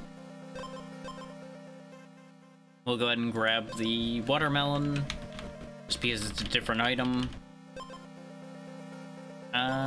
Sure, we'll take the silver scale dagger, because we do know that there's a bunch of silver scale items. In fact, there's the silver scale fish. So that's 2 opportunities to give an enemy Riptide. Oh, Squire's Blade. Upgrades after you defeat the next boss. So that presumably also synergizes with the Squire's armor. But I wonder if it would still combine if you, like, got the Squire sword while you had knight armor or vice versa. Or if they both had to be the same tier. Things to think about. But we'll take the Venomous Fang, because I don't want to give up the silver scales stuff yet. I like the idea of all this Riptide. We will send our enemies to the bottom of the ocean. Ooh, Deviled Egg. Hatches after you defeat the next boss, so it's just a different egg. Okay. Sure, we'll carry that for the moment. See if we get something else I would rather have. We've used all those before. Let's deal with the snake. First turn, apply 2 poison on hit. Well, that's about as expected. Now perish in the ocean.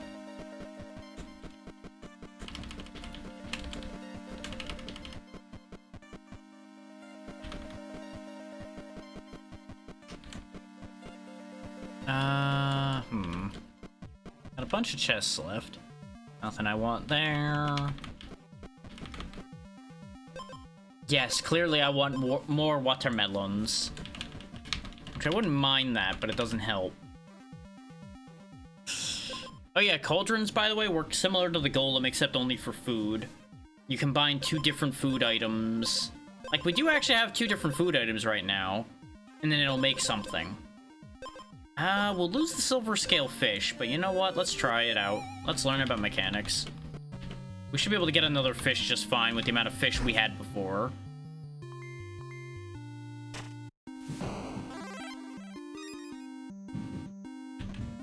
And of course, business as usual. If the stream suddenly cuts out, it's because of the thunder and lightning happening out there. Business as usual. Let's actually go ahead and use this campfire because we have very little night left anyway. This way we get that health back basically for free. One of the few times I'm ever gonna use that, because I don't like the idea of losing valuable turn time. Because that's an extra couple steps I could have taken. Of course, now we're not gonna find a goddamn cauldron in time either, huh?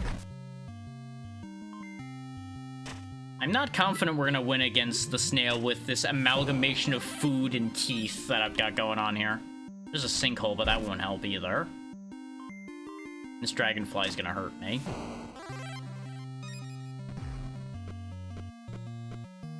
Fuck's sake. Well, I think this run might have gotten screwjobbed. I had a goofy idea and the game decided, hey, what if you couldn't enact that idea at all?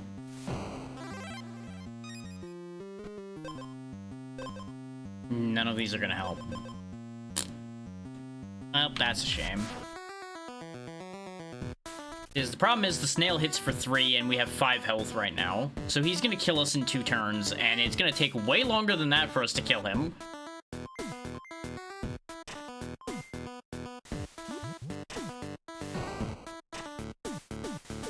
This is how I'm used to runs going. I try to experiment with something and get bodied by the first boss because I experimented too early. We're back to Frog. We could grab the bell, but the bell won't really help anything. I want to make the Venomous Fangs work. We currently have no base ace armor, so sure, I'll take the belt this time. This is gonna be a little sketchy, but it'll be fine. Bunk. Bunk. Yeah, because the poison gets blocked by the armor immediately. And then he sits there and just whittles us down a bunch. We had all these items before, though. I don't want to have any base armor, though, because of the leather belt, so I guess we'll take the Clear Spring Feather for the moment. Though, right now, I'm not happy with that feather. I might throw that away at the first opportunity.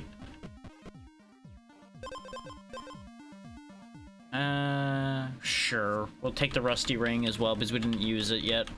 We didn't use it in any meaningful way, that is. Waste a lot of time running back to the ferryman. Ooh, Scorched Hill. I don't know what this means. I mean, obviously it looks like fire, so I feel like it's gonna be bad for me, but let's find out. Muscle Potion, Arcane Bell, Ironstone Spear. We don't have a weapon yet. This is the wrong weapon for us, but it's still more attack than we had, so I'll take it for the moment.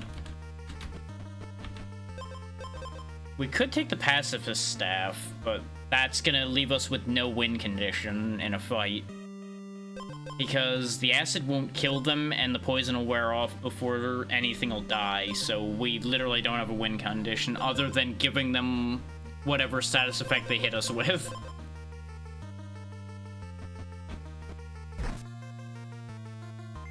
So we'd have to rely on an enemy like poisoning us so I could poison them.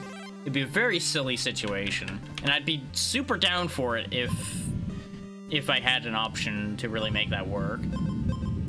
Speaking of, let's go ahead and take the Oozing Edge here. I have an idea. Which the Oozing Edge would have worked for the Pacifist Staff actually really well. Let's grab the Speed Oil this time, so we actually are off of 0 speed. What is that guy's deal? Some kind of woodsman. But the dragonfly is gonna jump me the second I do that, and the dragonfly can kill us. Oh, this actually sucks. This situation really sucks right now.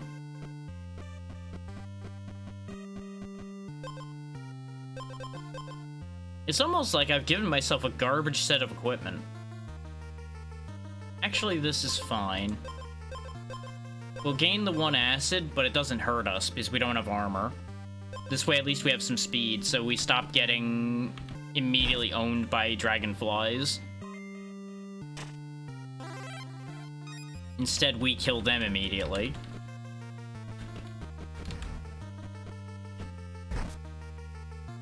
Slime's gonna be a bit of an issue, though. Nope, poison killed him before he could hit me. Never mind, we're fine.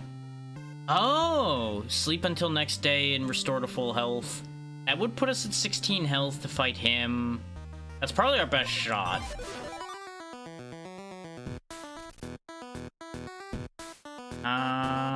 Joke's on you, I don't have any armor, and I'm faster than you. You do have more health than me, but I'm going to poison you. But you're gonna poison me too, aren't you? Yep, you sure did. You son of a bitch. He has 4 poison though, so his poison will last longer. I think... Yep, we barely won that. The jank mess succeeded somehow. I don't know how to feel about that having worked out. What's your deal? Oh, combine 2 items into a random item of heroic rarity. You know what? Sure, take this trash off my hands. And Acidic Wither Leaf. Battle start, give your enemy acid equal to your speed. Ooh. It actually stayed somewhat similar to what we had. Nifty. We'll take the Muscle Potion back out of those options because I need attack. I'm in danger. Maybe a little bit. Yes, we're dead again.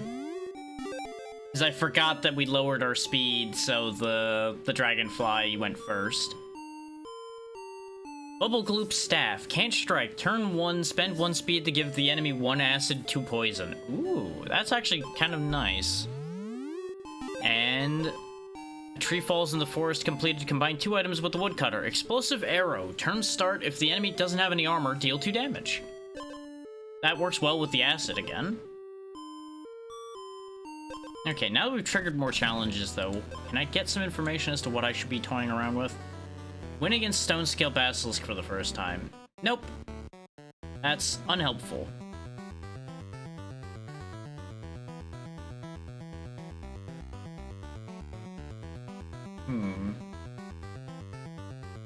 Oh yeah, there's unique sets for Kingmaker as well, looks like.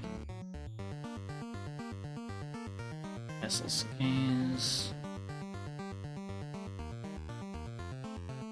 Oh, it looks like there isn't one for the Pure Lake stuff, specifically. That's why I wanted to look at this, because I was starting to question, because there were so many things with the same name. I'm like, that has to be a set.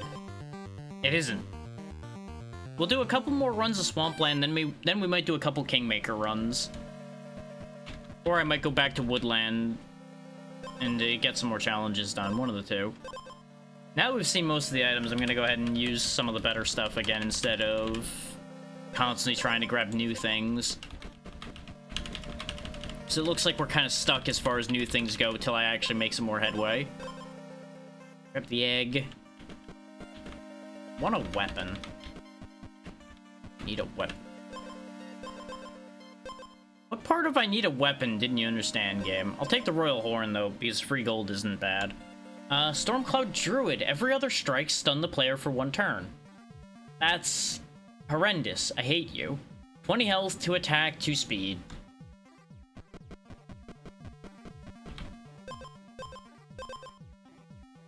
Ironstone Spear will actually work for us because we have armor, so...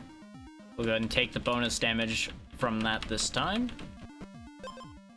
Marble Sword, Muscle Potion. We could try getting double Muscle Potion. As curious as I am about the Deviled Egg, I think we'll save that for the future. Because right now, we need to be strong enough to take out that Druid. And I'm not convinced that we're going to be right now.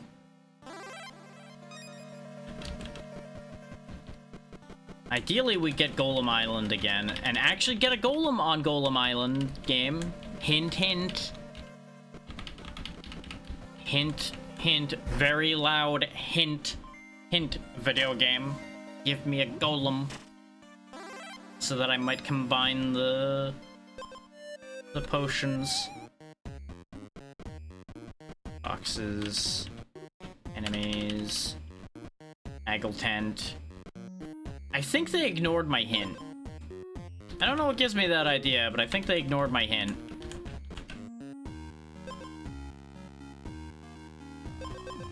I'm actually gonna take the armor oil so that our armor lasts longer, so we keep the attack bonus longer. I'm gonna guess there's 1 golem on this island. And, guess what I'm not finding? The 1 golem that's on this island. Wet egg. Okay. That's fine, we're not taking that, because I'm aiming for the anvil. Because if we can get a good anvil effect, we can also probably make this work. Convert 1 speed to 3 armor, or 3 regeneration. The 3 regeneration is the best choice for us right now. I was hoping for something that would give us more armor, but unfortunately, the only thing we got in that regard was the wrong thing. We're missing 2 health, but that's just gonna have to be fine because we can regen that. Alright. Hello, Mr. Thundercloud. Okay, we still regen while we're stunned, so that's okay. Yeah, unfortunately, we do lose our damage bonus, so I think we just lose here, actually. I think we're just hosed. Because he has twice as much health as we do. And we just didn't get what I needed. You know, it's kind of fitting that the thunder got louder right as he killed us, huh? Sometimes you just can't make these things up.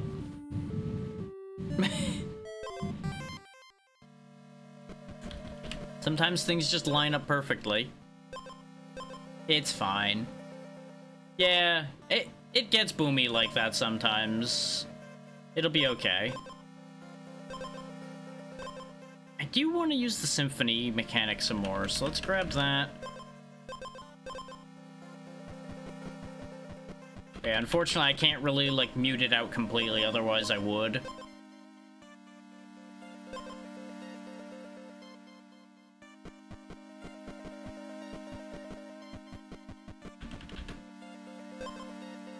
Got the silver scale dagger, because at least it's a weapon. Muscle potion is good, so we will take that again. We got a frog to fight. Railhorn for now. I misjudged where the ferryman was. Twice. This is a problem, we're losing a lot of time. I should have checked the map. It is storm season like everywhere, so I'm not shocked that it's getting boomy. It's just inconvenient that it's chosen now to be loud.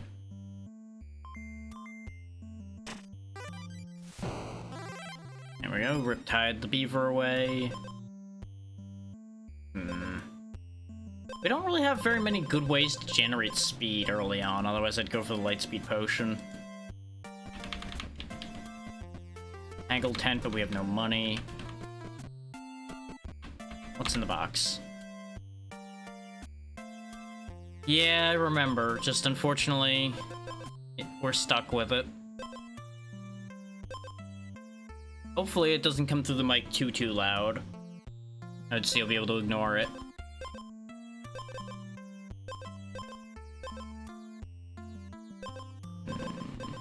No. Okay.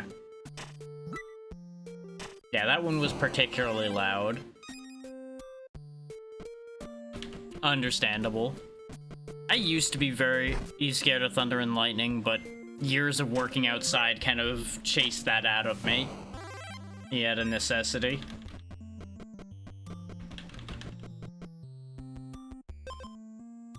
We could try the Gale Staff. That would give the Lightspeed Potion a chance to work. Sure.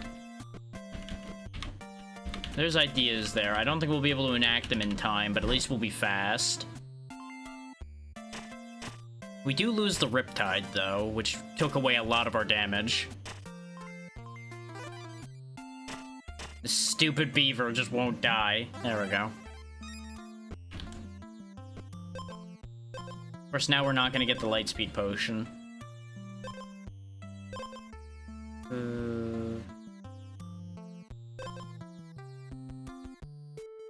Be back to Watermelon. I have plans for that. Because we can shed the debuffs he's gonna put on us back to him. Because we don't really have any buffs.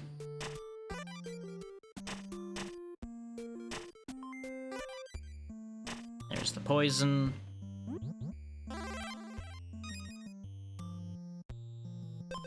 Attack oil, so we're not just stuck on 2 attack. There's a whole stretch of nothing here, huh? Alright, let's see how it goes. He's got 20 health to our 10. We have 2 armor that's going to disappear immediately. He's going to give us 3 poison, but we'll shed some of that back to him, and we are at least faster than him in this time. He stole our armor, though, so we're not getting as much poison damage on him. But he did give himself 3 poison immediately. We were not successful in shedding the poison off to him, though, so we are going to lose.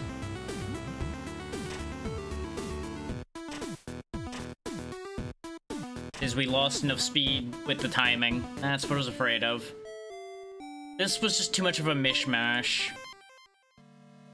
We're just gonna be at the mercy of RNG at the beginning a lot here.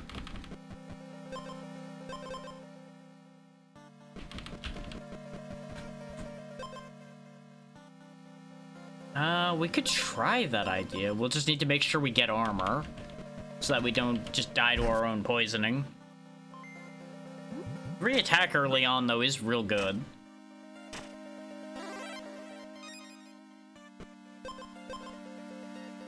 Oh, the Squire's Blade is something we haven't used either, though. I'll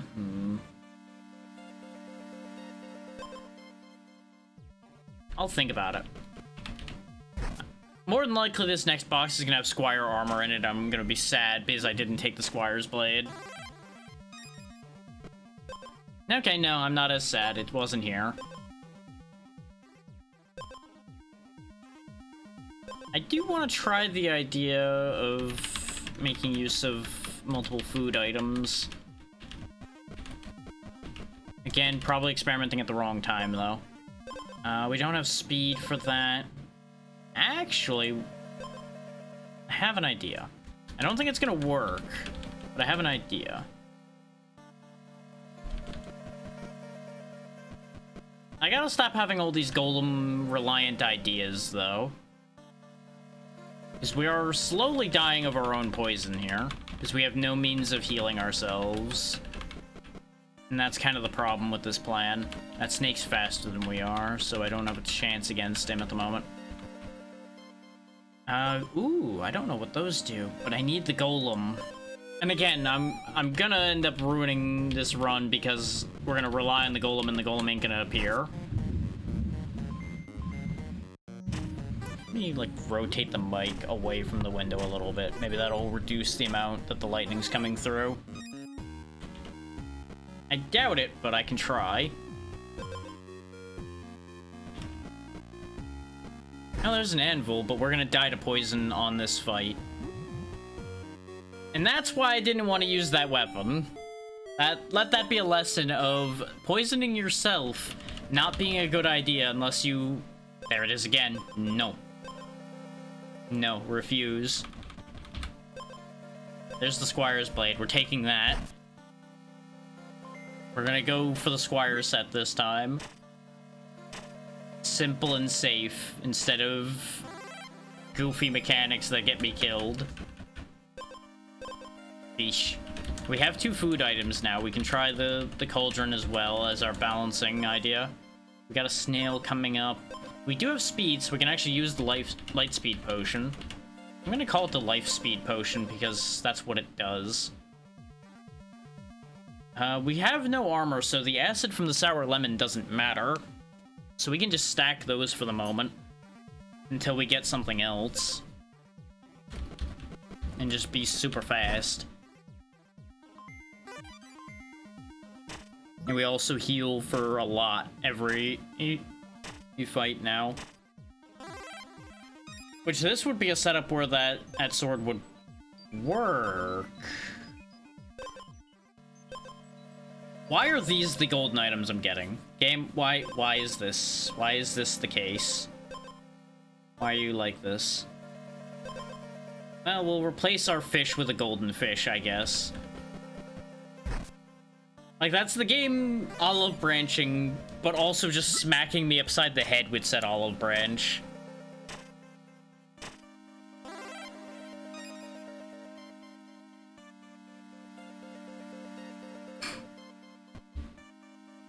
Oh, there's the Squire armor. We'll get rid of our extra lemon for that. There we go. And the Squire stuff is not a set. Sad. Maybe it'll turn into a set, though, when it upgrades. Because we did see something that said champion stuff, so maybe these upgrade into champion items when you do all 3. Bushwood Grove? We don't have an option for the food combining place. Oh, there's fairies here, so that's interesting. What's special about these boxes? Oh, it's just a chest with an extra item slot. Neat. So I did see a weird email, so let me check that right quick before we continue. I'm pretty sure it's a scam, but I just want to take a look at it. It's claiming I have a bill overdue for something I don't have an account with, so it's probably just a scam.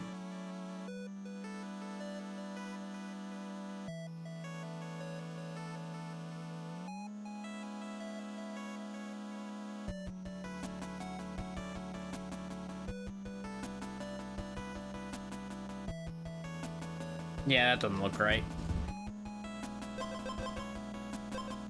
I'll double check it later. Considering I straight up don't have an account with Xfinity, I find it highly suspect that they're sending me an email saying I'm overdue for something with them. Ooh, golden muscle potion. We're getting really lucky on these golden chests now, and I'm suspicious. Well, since we're not getting the potion, I mean the cauldron place, we'll go ahead and take the golden golden potion, perhaps? We are going to lose the healing, though, if we trade out the sour lemon. The 2 attack every 3 turns is pretty compelling. 4 armor and 2 purity is also pretty compelling.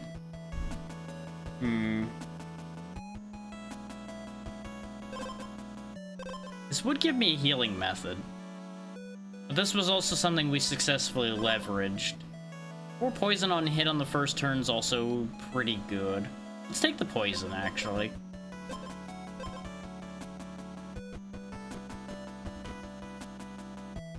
Which sounds like a wacky sentence, but you understand the idea behind what I'm doing here. These lush chests, though, are nice. I like these. 4 options instead of 3 is pretty cool. Now, if only they had better options in them. I wouldn't mind 2 sets of golden venomous teeth to combine into whatever is higher than gold. We haven't done that yet. I mean, I guess I could do it with the silver scale fish, too, but no inventory space means this still doesn't happen. I really should be just leaving instead of rolling over and over again. Golden Squire Armor is also a thought. Because it'll continue upgrading and stay gold, I presume. But I would lose my Lightspeed Potion, because obviously our 2 golden items I would probably keep. 2 Riptide when armor breaks, considering we don't have a ton of armor, is actually pretty good. Because that'll be 10 damage over time. We do only have 1 speed now, so yeah, I think this is a better trade. Even if this might come back to bite me later. Let's go to the ferryman straight away. So we're probably not going to have time to get to a golem. There is a golem home, though, so we'll try it. And there's oil. That'll help.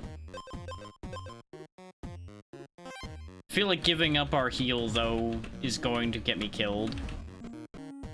Oh, there's slimes everywhere.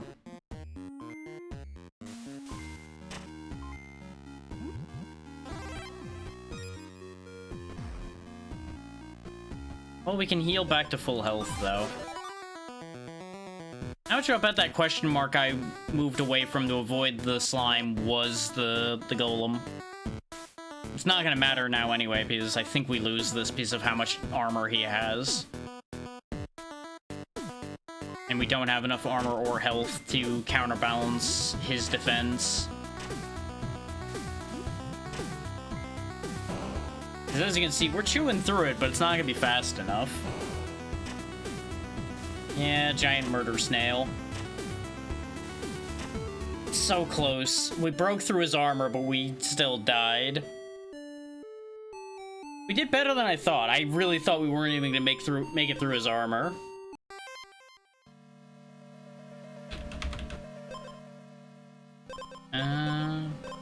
Well, silver scale dagger again.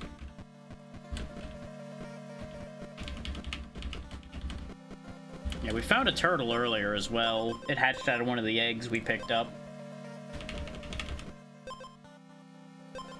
Belt and muscle potion. getting ideas from what we're finding. It's gonna be matter of whether I can enact those ideas. Take the Squire armor again, just so we have some armor, though that's gonna weaken the belt, but that's fine. I want that little bit of protection. This way we have time for the Riptide to take effect. Grab the second belt, because now we have the same as if we had just the one full power belt. We'll go over to Golem Home early and see if we can actually get the belts combined here, because there's boxes here anyway. So it'll be the same as if we ran around on the main island. Probably a little bit better for us overall. There's the Golem, okay. This way we can combine the belts, get one more item, and hopefully make something happen here.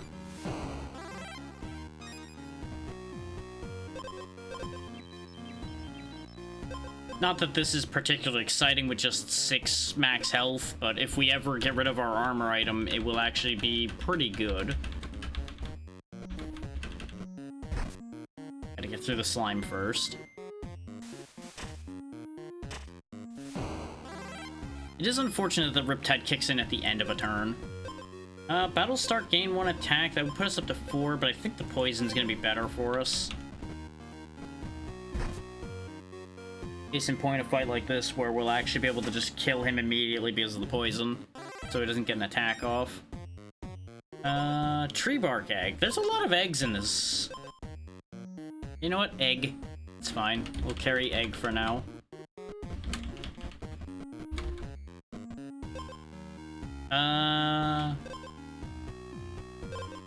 Golden Squire armor might be a good idea. But at the same time, if I go for Golden Squire armor, then the belt continues to not be helpful.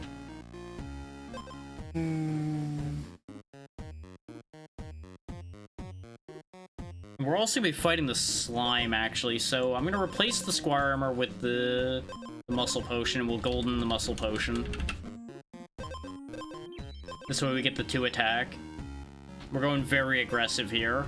I do need some means of healing at all, though, or desperately some speed. One of the two.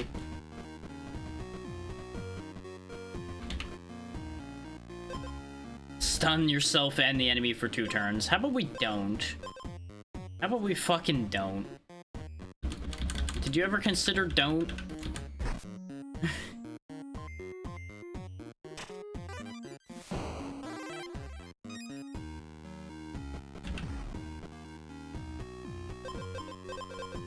Speaking of don't, well, we'll take the Rusty Ring for now, because he does have a little bit of armor. And we're going to immediately replace it. Actually, ooh. Yeah, because he's going to convert all of our health into armor anyway. So the healing from Purity won't help, but the attack from Purity would potentially help. He's gonna have 1 acid on him, help chew through his armor, but he doesn't have a lot of armor. The Riptide will do some damage. We do only have 7 health, though, is our biggest problem. So we're gonna get chewed through pretty quick, because that'll give us... If I put on the helmet, that'll give us 2 armor, which puts us up to 9 health total.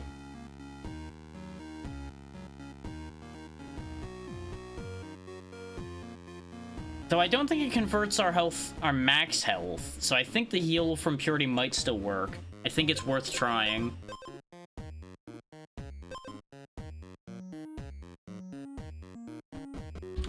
See if we can snag one last thing. Never mind, none of this will help.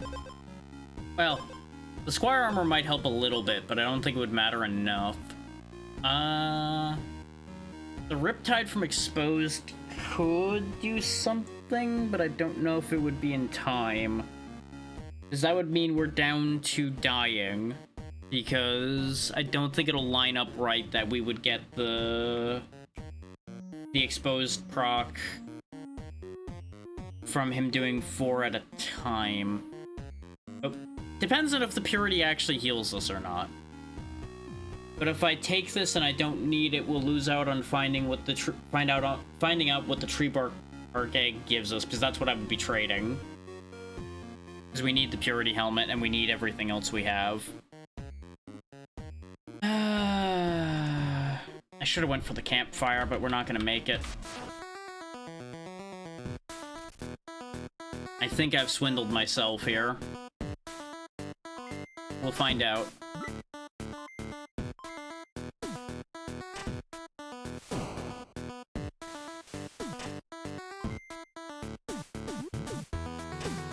Why is the purity not going away? Well, apparently the purity effect didn't matter, because it just never left.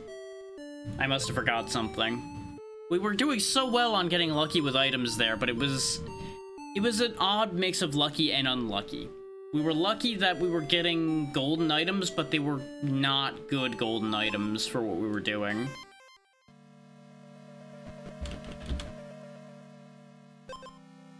Better than nothing. Like, I feel like this area is a little trickier than the woodlands, somewhat. Because you end up with a lot of items that aren't immediately useful. Like, you have to combine them with other stuff to make them useful at all. Whereas most everything in the woodlands at least is immediately useful a little bit. Some of them are not very useful, but they're at least immediately usable.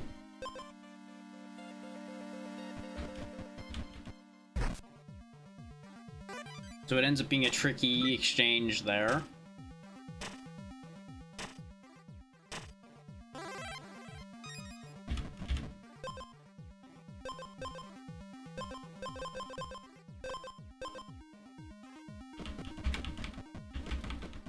But poison does remain really helpful, so I do want to keep leveraging that where I can.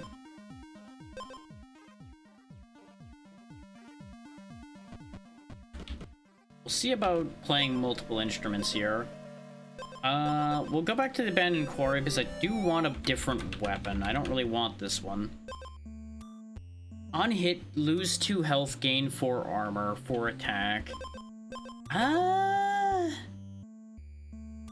The problem is that will kill us. That means even when we get hit, I presume through, you know, even if it's hitting our armor, we still lose the 2 health. So that would be 4 combats and we'd die, since I don't have a means of... Well, no, I'm healing 1 per battle right now.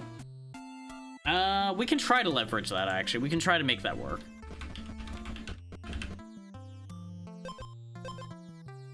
I'm not convinced that it'll work, but we can try to make it work.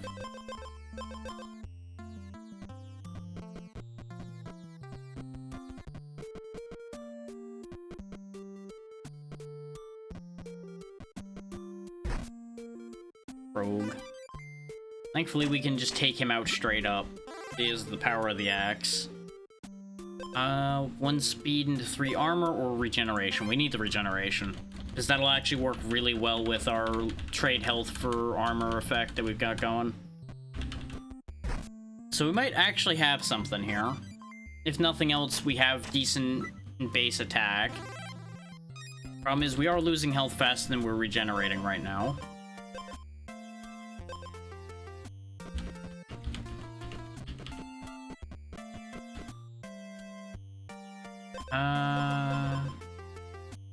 Give us some speed on that speed oil so we heal for 2 from the light speed potion. That'll balance out the 2 health loss from the granite axe.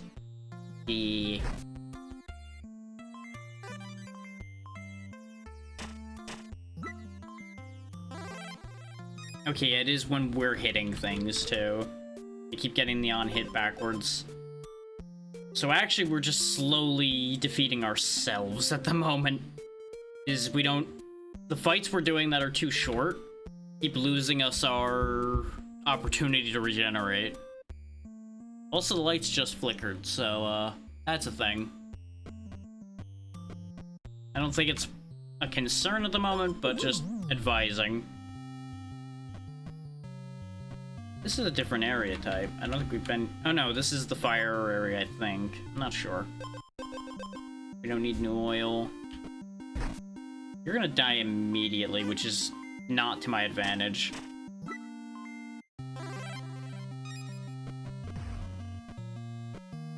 What do you got in the haggle tent? Viper extract would work with the serpent lyre. Though we'd have to end up losing our armor to do that. And right now we actually could trigger the royal horn, which would then trigger the serpent lyre again anyway. So no, I think we're better off keeping what we have. We don't have 2 food items, so this doesn't do anything for us right now.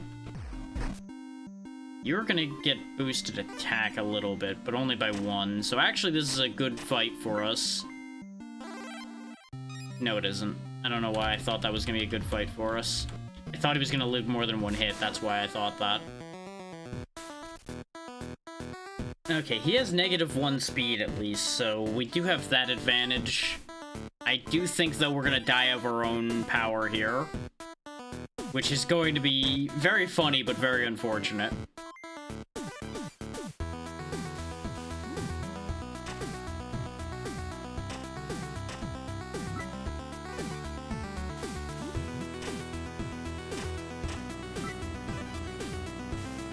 Then again, the armor stacking is working. I just think we're gonna die before we can kill him. Because I assume that the axe can kill me. Yep. We died to the axe when he had 1 hit point. I hate being right. I hate being right. If we didn't have these items, though, we would have done even worse there. The only thing we could have changed would have been the horn.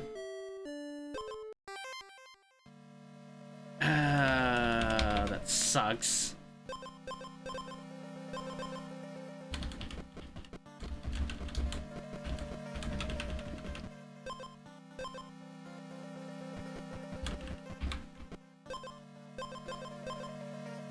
Ugh. Fine. In case we end up at a cauldron.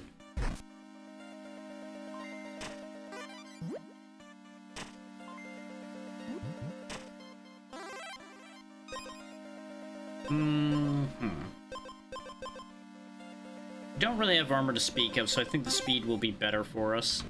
Oh! Seafood Hot Pot. That'll start gain 2 armor for every speed you have by having the fish, the watermelon, and the lemon. That doesn't seem like a combination you'd particularly want, but you know what? It's fine. So right now we'll be getting 6 armor from that because we have 3 speed. Okay. At least we found another combination. I don't think it's a combination I'd be making use of frequently.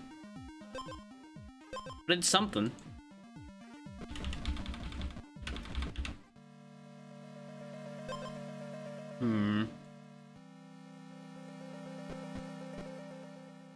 Now we do have a witch marsh. We'll give it a go.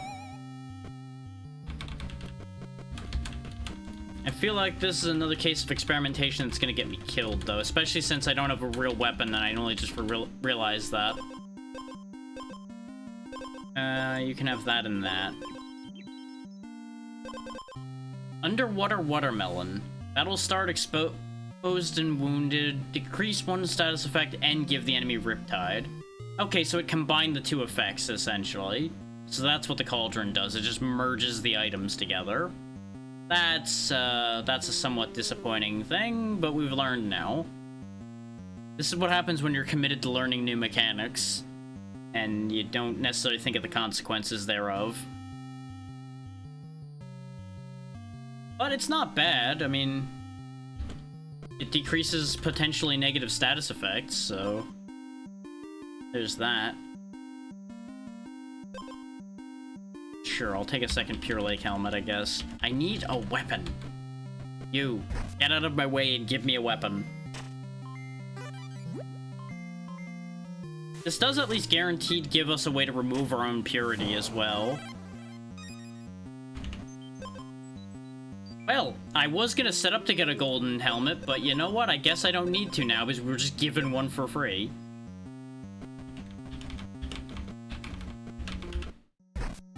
I take this to mean that the game approves of my plan.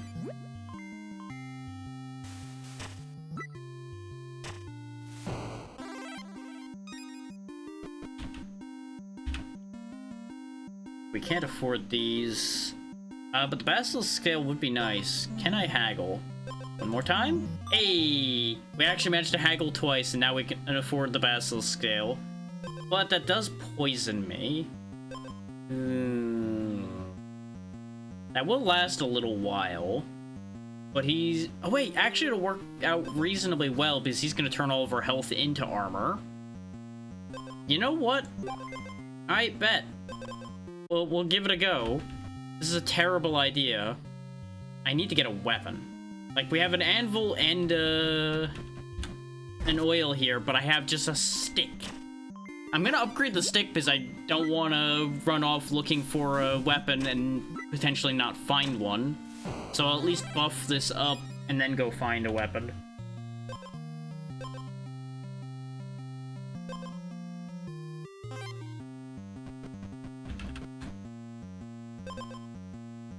Behold our 3 damage stick. Well, it will be a 3 damage stick every fight. Because we gain 1 attack every... Actually, yeah, it'll be 4 damage stick. So, actually, this is okay. I really need an actual weapon, but right now we got power stick on our side.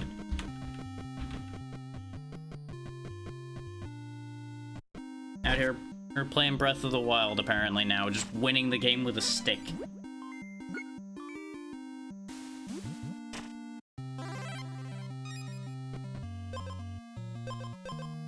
Any of those. It's a speed tie, so I think we're okay. Because he won't gain any attack and he'll just die.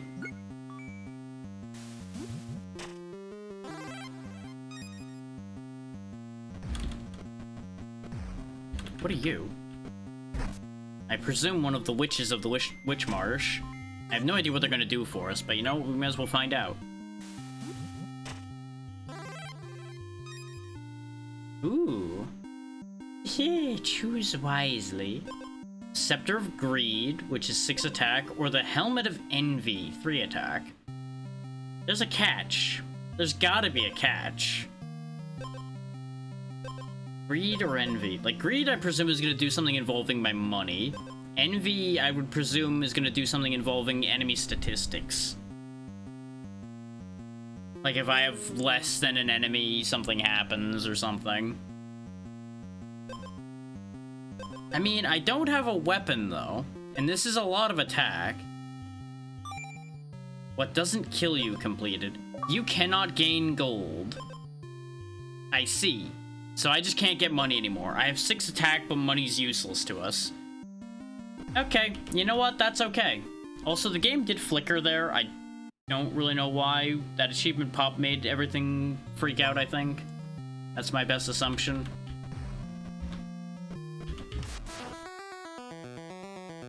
The 6 attack going into this fight actually means I think we just win here.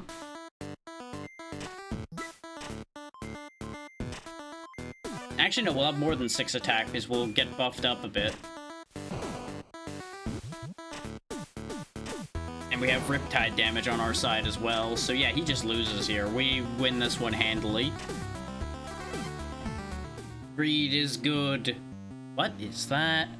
Life Fruit Experiment. 40 health, 3 attack. That'll start. Life Fruit Experiment gains 10 regeneration. Oof. The Life Fruit Experiment? It wasn't born, it was built. A failed experiment stuffed with roots, stitched with purpose.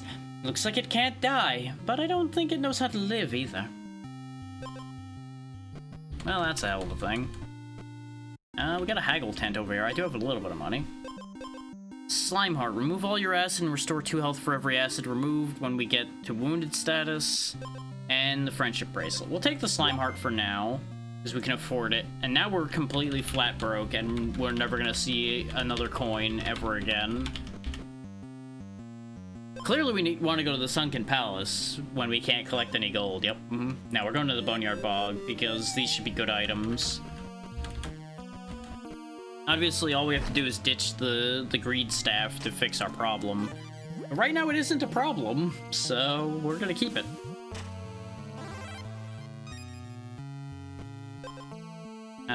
Sure, we'll take a light speed potion. That'll be a means of keeping our health up.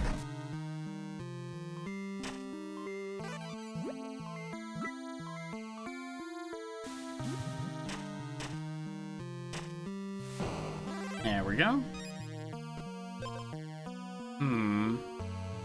Leather bell, silver scale fish, or venomous fang. It probably wouldn't be against my better interest to get rid of the basilisk scale soon. Because as much as we do shed some of the poison using the underwater watermelon and such, we are putting ourselves in needless risk. But I think we hang on to it for now. Like, I don't think that's a good enough trade to justify the change. There's a haggle tent, but we have no money because we can't have money.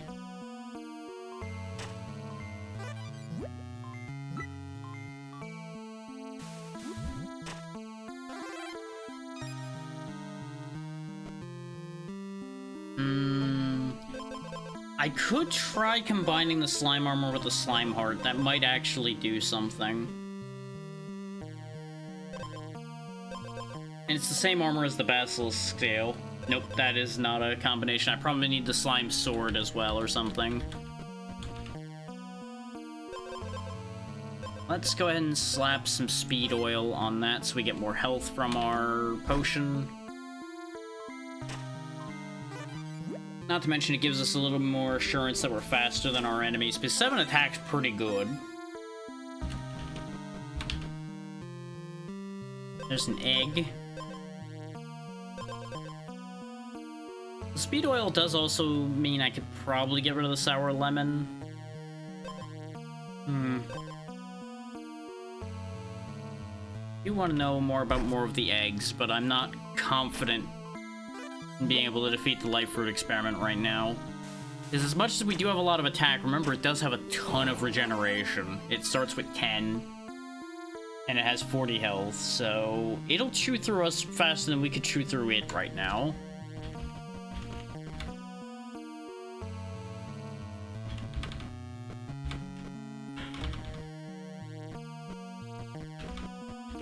And I assume it's not possible to haggle a haggle tent down to 0.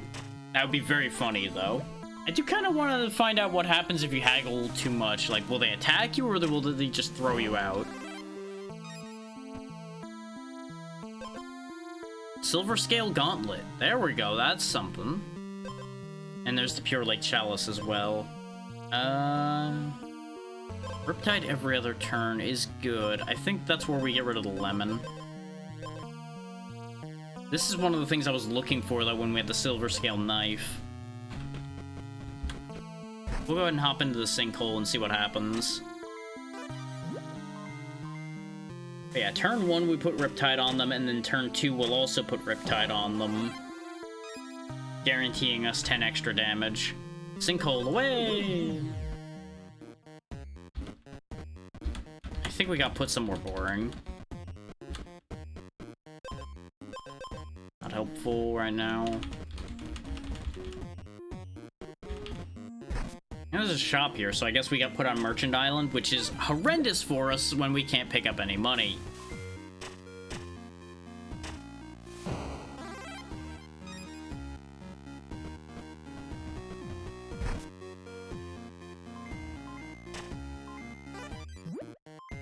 This is still shaping up to be a pretty decent run, at least, though. And I know I've fully cursed it now, but it's fine. Okay, I do have an oil already. I couldn't remember if we had an anvil effect or an oil effect. I was pretty sure it was oil. I should have looked before I stepped, but when have I done that, right? Right. Just walking around stepping and shit. No. No, I don't want that.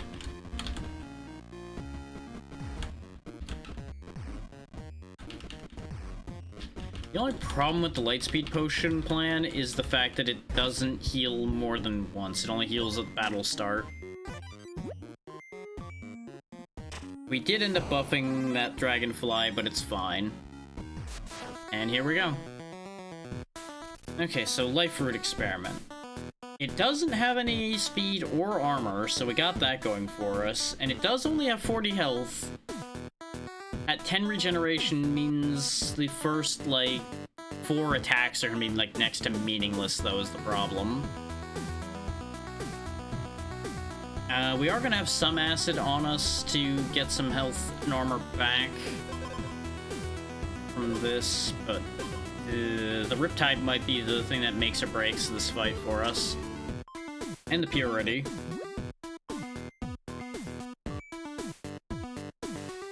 Because we'll be going up to 8 attack.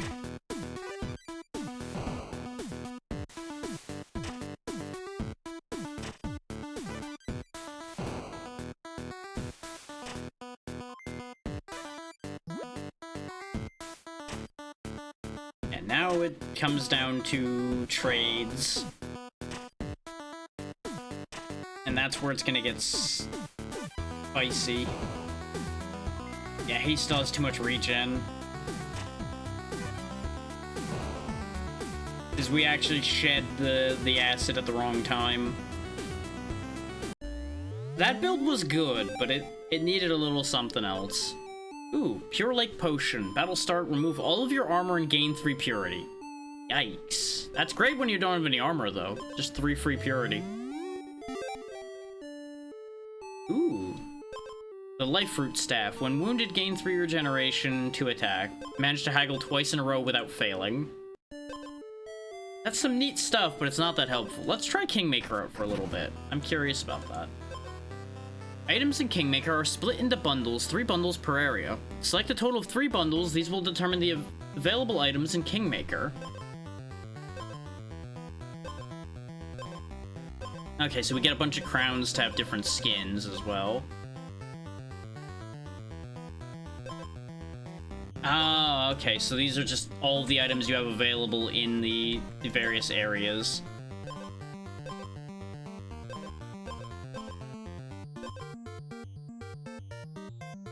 Take that bundle. Yeah, this could be a decent one to have. And then it's probably gonna be another woodland bundle because the woodland stuff is pretty useful. This is definitely something you'd be probably better off doing after you've already completed getting all the stuff. Actually, no. The Twin Blades might be really good. This is, like, baseline decent stuff otherwise. Oh, it includes the effects on the anvil. Okay, interesting. What else do we have, though? Because we have the red swampland already, right? Or was it the blue one? I think it was the red. Let me check. Yeah, it was the red one. So blue swampland gets us all this stuff. Including a duck. Yellow swampland's decently compelling as well.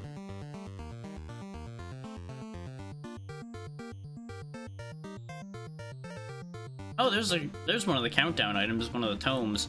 We never saw a single tome. So I wonder if this is, like, including everything that this has to offer. Not just things you've unlocked. I don't recognize any of these gemstones either. Base speed stat is inverted. Interesting. Yeah, I think these are things we don't have unlocked yet.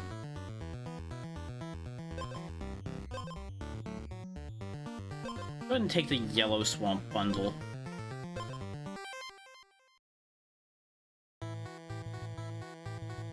Joster 34 is our opponent, and he's got Heart Drinker, Saffron Feather, an Elderwood Necklace, Leather Glove, and a Swift Strike Gauntlet. So they get dangerous when their health gets down low, and other than that, they're not that much of a threat. Because they got 13 health, 1 armor, 3 attack, 3 speed. So as long as we build up even remotely decently, we should be able to trounce that. Marble Sword. And we're gonna go no holes barred here because we're fighting player builds here, so we're gonna need to be actually playing hard here. do like that the menu's changed a bit, though. So there's gonna be more room for more items, I guess. That's interesting. And this is probably the closest to PvP content you'll ever see me do for the most part. Outside of the very occasional game that I'll get dragged into. Like the dark times during the brief Fortnite era, for example. RNG's not being kind on me right now.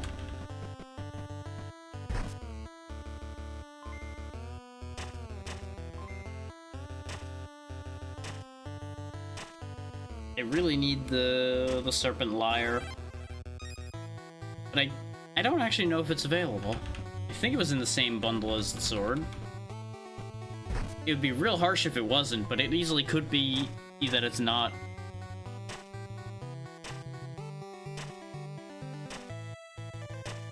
Because we don't do much damage, we are losing all of our gold to those ravens. Oh, nope, there's the Serpent Lyre. There we go. So we have Marble Anvil.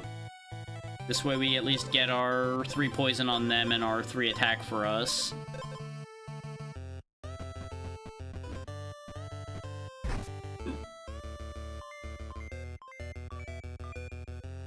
This way we can start one-shotting enemies, moving around a little more effectively. The restore 3 health from the Redwood helmet doesn't really matter for that too much. So we'll take the horned helmet instead of the fish. Oh wait, no, the fish wasn't exposed effect too. It was putting Riptide on them. God, no. I'm so used to not doing anything, I didn't even think about it. We'll take the regen. Give us some staying power. Don't want any of those. I could have grabbed another Redwood cloak, but I don't know the lay of the land well enough to know whether we'll get a golem.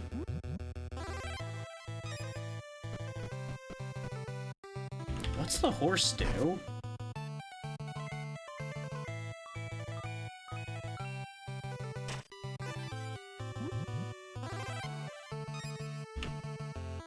Oh, it takes you to different areas. Okay, so there's no monsters in the farmland fields. There's a forge in the Blackrock battlefield. And there's a large bonfire in the Cauldron Hollow. The forge would be really nice. I don't really need the other effects of the battlefield, but let's go there anyway. Oh, neat.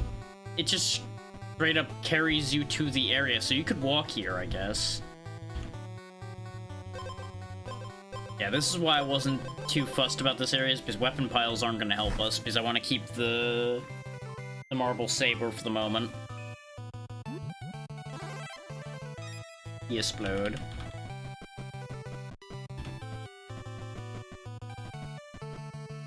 We can get our fish back. And that's probably going to replace the Redwood Cloak. Good night, ABC.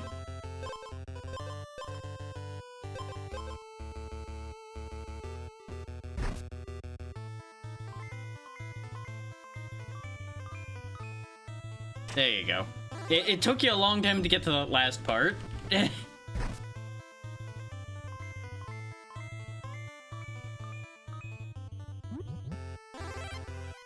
Ironic that these snakes keep dying to poison before they get to a strike at all. I don't have much speed, so maybe I should just replace... Yeah, just replace the late speed potion, go down to 0 speed. Which could be an issue, but I think it'll be okay, at least for now. What did the Woodsman do again? I don't remember. Oh yeah, he combines 2 items for random heroic. Interesting. Not the thing I would have expected to be the problem there. I thought you were just trying to decide what word you wanted to use. You know what? It'll be a heroic item. It'll probably be worth it. You know, not really what I was hoping for. He does only have 1 armor, though, so Explosive Arrow will work. Just not really the plan I had in mind. But that's what I get for doing random. Wow. You know what? Fair enough. Guess we'll take the Redwood Cloak back for the 2 extra health. So we no longer have a means of healing, except the cloak itself, so still works out. Now we could get the Redwood helmet back. Yep. Take care. The only one that benefits from expose is that.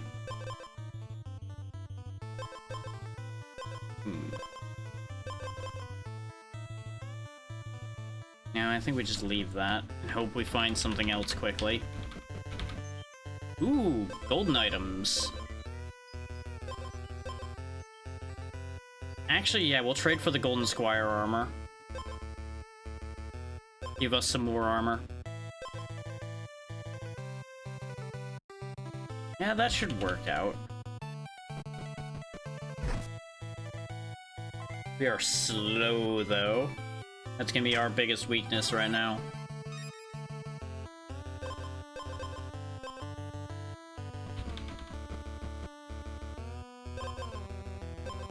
There's the light speed potion again.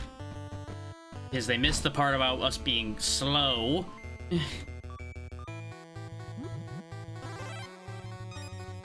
thing we gotta watch out for with Joster is he does have lifesteal.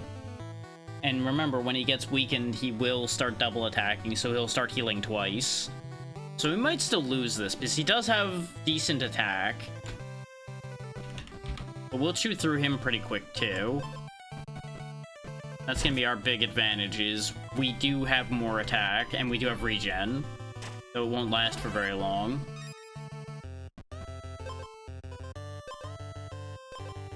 No. And we do have the advantage that the second we break his armor, we start doing extra damage. Okay, let's take stock real quick. He does convert speed into health, so he has 3 hits of 2 health. Hope that he'll get back as well. I think we might actually be in trouble here. There might be a fundamental miscalculation I made somewhere.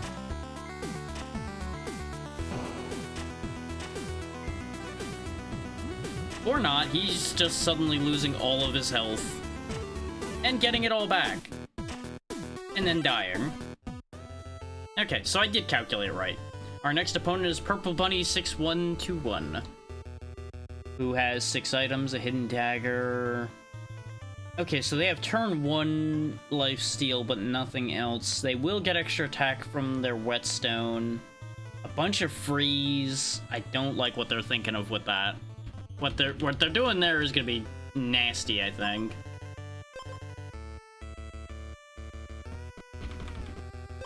If I'm understanding the intent there properly. We do have golden knight armor now, so we have a lot of armor. And we'll hold the egg for now.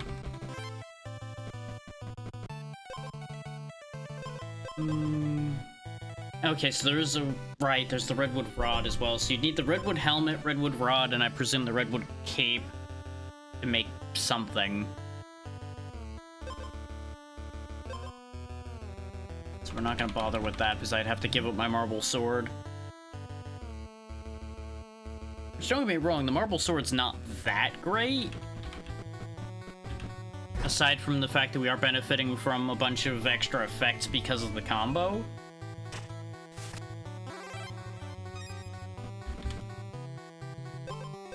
We just need to find better things that work with the combo. So far, we've not been having too much luck with that idea. I'll probably combine the egg and the teeth to see if I can get another good heroic.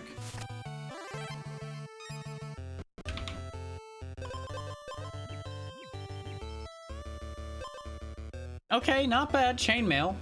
Full armor, so we get back our base armor when we go down to half health. So basically, right now, we take 1 hit and we'll get our base armor back again.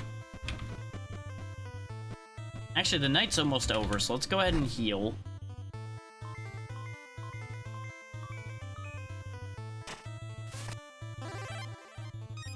This way we have that full health buffer.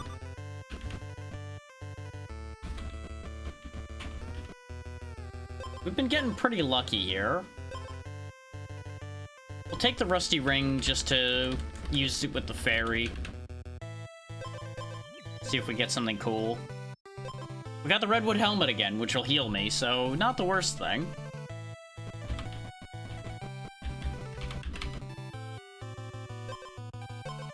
And it's certainly better than the other options at the moment.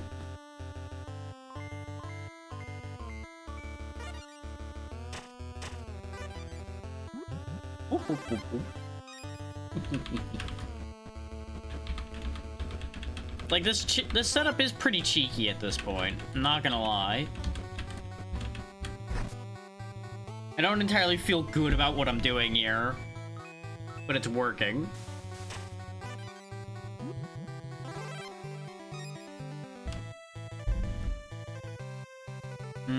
None of that matters to me. Give box. Sad box, throw away. I'm basically just grabbing boxes at this point, farming for more golden boxes, almost. And fishing for very specific things. But at this point, I'm not certain what I would trade out for. One Riptide every other turn's not a bad idea. Gain armor equal to your opponent's armor is a tempting concept here. Is we could try to get both mirrors, because I presume that's one of the Kingmaker combinations, is getting both mirrors, since there was something relating to mirrors, and there's 2 mirrors, and there was 2 slots in the combo. Kind of makes sense, you know? Weaken both of us for 5 turns. Certainly an idea. I don't think it's an idea I can get behind entirely, but it is, in fact, an idea. Actually, I could go Viper Extract and double the amount of poison we're giving turn 1. Because they don't have much armor. So as soon as we crack that armor, we could start decimating them with poison. They do gain armor every turn, though, from the Moonlight Shield. And they do have thorns. The thing I think they didn't think through with the setup they're going for here, though, is... Lifeblood Helmet only gives them health steal on the first strike they do.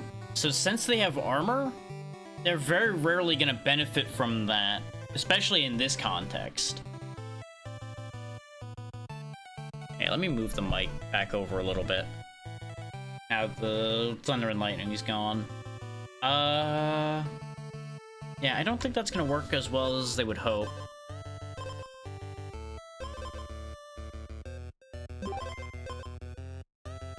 I was hoping that was gonna make another combo with the Serpent Lyre as well. Slime Bomb. When the enemy becomes exposed, remove all their acid and deal 2 damage for each acid removed. That's pretty fun. Not gonna help us right now, but that's a fun idea to keep in mind. Take 1 less damage if you have poison with the Mushroom Buckler. That's pretty cool. I like that idea. We could get Golden Chainmail. Or get the Chainmail Cloak instead. Restore 2 health while you have armor. But that would only help, again, in combats where you're going in without full health. And we've been pretty good about full health right now. The Ring Blades would be fun if I didn't have a combo going already. At the start of battle, steal 1 attack from the enemy. So we would put them down to 1 attack, which would actually be incredibly good for us. Though we'd be put down to 1 attack as well, because they would be freezing everybody anyway. So it would just be a 1 attack to 1 attack fight. Either way, so I don't think I have any reason to do that with this particular situation.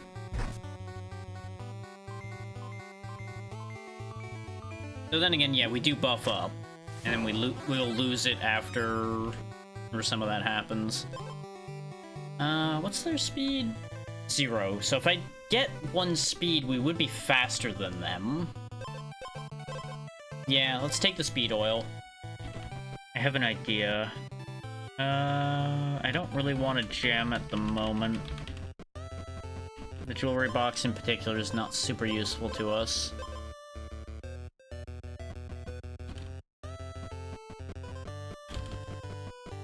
I'm a little worried about this fight still. Not 100% convinced we're gonna win.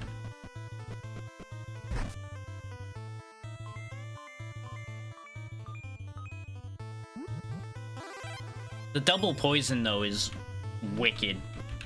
We'll just need to get through Purple Bunny's armor, is gonna be the big problem here. Which is gonna be a couple turns because we will be weakened. And they are gonna hurt us a lot with thorns. I think that's their whole gimmick here. Is they leverage the extra attack they're getting and their thorns to bypass the fact that they have the freeze going. Wait, no. I don't get frozen at all until they get wounded, so actually we're in a really good position here. Because they get lots of poison and lots of other nasty effects, including the Riptide.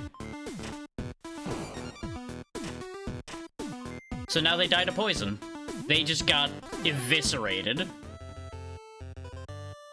Congrasta has a lot of stuff going on. 20 hit points, 1 armor, 4 attack, 4 speed. What the fuck is this item set they've got going here? So let's see. They've got a featherweight blade with 3 oils on it. And an edge. That feels illegal. It's 3 attack, 1 armor, or 3 speed. Gain 1 armor per attack. They've got 1 speed every other turn thanks to the Citrine Earring. Whenever you restore health, gain 1 armor with the Iron Rose. So their whole thing is they heal themselves with speed and gain armor when they heal. And they just have tons of hit points. Okay, they'll gain 2 attack at the start of the fight and hurt themselves. And they will get full health back at least once. That's kind of nasty, but I think I can get stronger than that.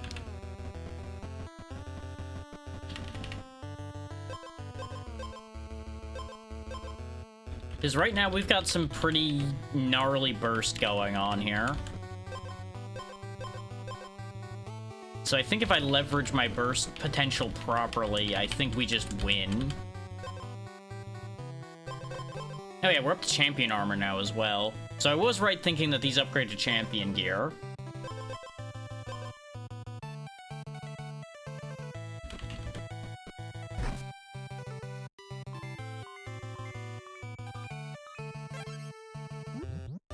That poison is just so nasty.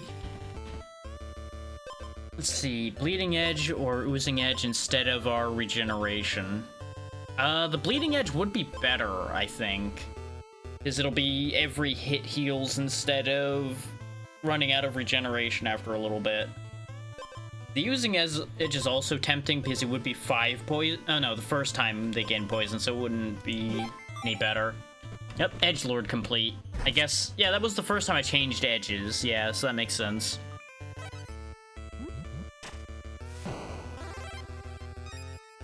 What's this do? Oh, this is where you get the books from. Okay. Replace this item with a random cauldron item after you defeat the next boss. Holy Tome cooldown 4, gain 3 attack, but you get -1 attack initially. And countdown 6 with the Sanguine Tome, restore health to full. Ooh, so if the fight lasts 6 turns, you just go back to full health and engage phase 2. Thing is, I don't know if there's more than 3 bosses in Kingmaker mode, so I don't think that the cookbook would matter here. Otherwise, I'd take that.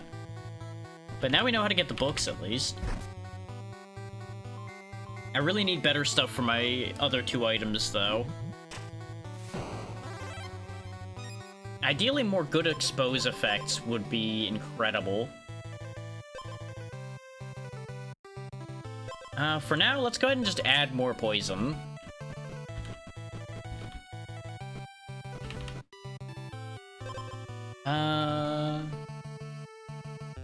Health is full, gain 5 armor. We almost always have full health, so 5 more armor wouldn't be bad. And I think that is going to be more useful to us than the Redwood Helmet.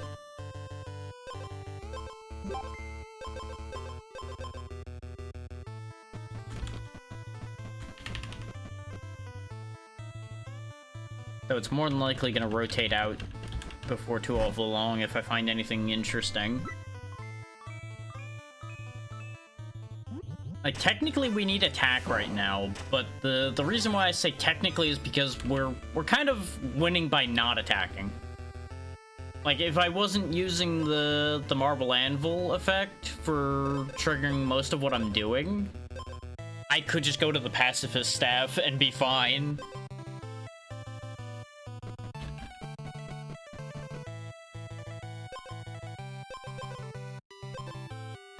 The Bubble Goop Staff would also be an option, because we could just keep pouring acid and poison on our opponent.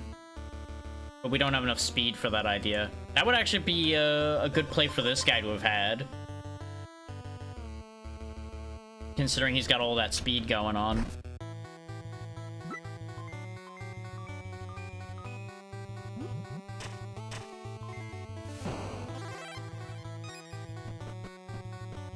As it stands, I am worried about that fight, because he is dangerous, and we're currently not that powerful.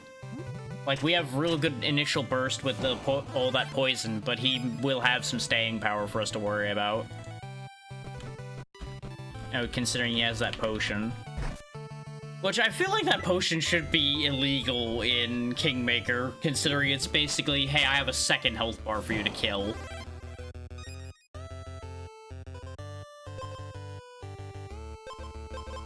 Actually, what if I just gave them more Riptide? Yeah. This one Riptide will do more than 2 poison, and Riptide goes through armor. Or rather, it at least damages armor instead of being blocked by it, like poison is. So that'll be 2 Riptide immediately, instead of 8 poison.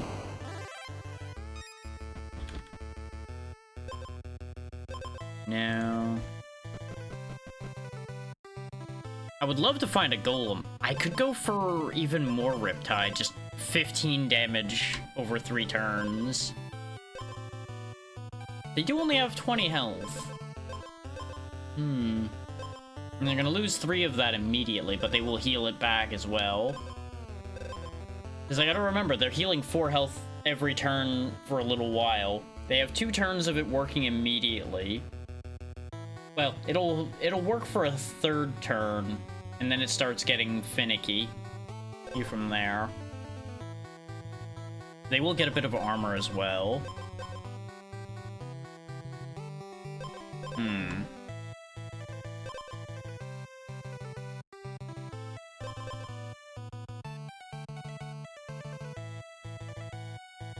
The Riptide would neutralize their healing, though, so actually, yes. 3 turns of neutralizing their healing. That also triggers Collector, which is nice.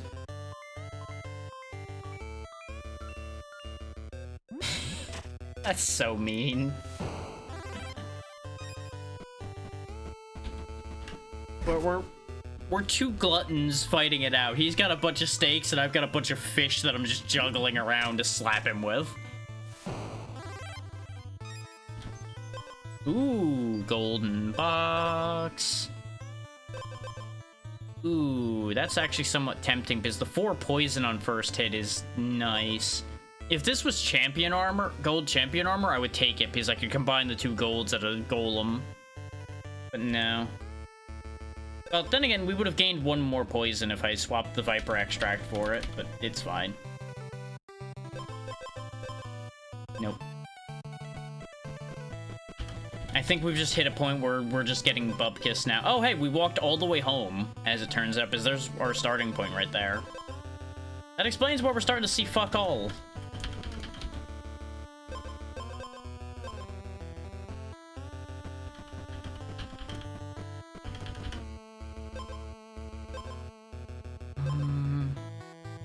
Yeah, they are faster than us, so speed 1 doesn't matter for us, so actually switch for attack oil. How the fuck do they have... Oh, no, I did put more than 1 oil on. I guess more than 1 oil is allowed. Huh. I guess you just have to take more than 1 oil from different oil spots, then. And that's where I was going wrong. Well, that was an entire power increasing option I was missing out on till now. Thank you, Congrasta, for teaching me that. Oh, what's this? On hit, gain 1 speed. Oh, that changes things. I did not know that combo existed. I assume that's the Featherweight Blade and the sword? I mean, the featherweight blade and the feather? No, we had those, though. So there's an extra part to that, probably the earring. Is obviously the saffron feather's part of it because the saffron talon. This could be bad for us, actually. We'll see. They did knock out their own armor immediately, though, which puts them in a really bad spot. Because they'll take Riptide damage and poison damage. And damage from me. There goes their potion already. And now they start taking exploding arrow damage as well. And we win. Oh, it keeps going. Okay. We're 3 fights deep now. Oh yeah, you know what? It makes sense. It probably goes until you can't fit any more items. I am very concerned about the shenanigans I'm looking at here. I see 3 tomes and I'm already going, what the fuck is happening here? They've got lifesteal. They also have stun. So I'm gonna miss my first turn. They heal at the start of the fight from the Lightspeed Potion, which is gonna be useless in terms of how this works. But that probably helped them make it to the end. Ruby Earring is gonna be annoying, but not like a big issue. Diamond Leather Belt is interesting. That's why they have so much health. They're basically getting 24 from that, and that's, I guess, what happens when you combine 2 gold items, is it turns into a diamond item. Golden Boots of the Heroes, which is why they have so much speed. They lose 1 speed somewhere.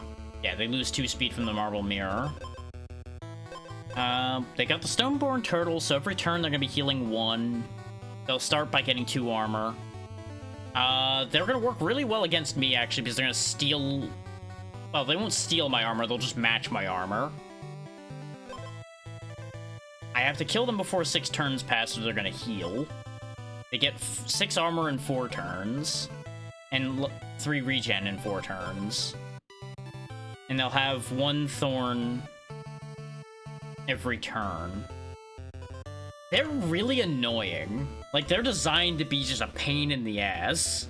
They're not really designed to be super dangerous. They're just gonna be annoying. And I can respect that. I can respect somebody whose entire purpose is just to sit there and be a thorn in your side.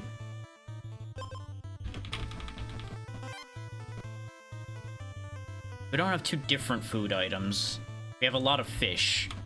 If I had picked up a different food item, I would actually turn one of my fish into something. Grab the helmet for now. I have a lot of clever ideas in my head because of the extra space we have. I just need to get a hold of any of the things that allow me to do exactly that.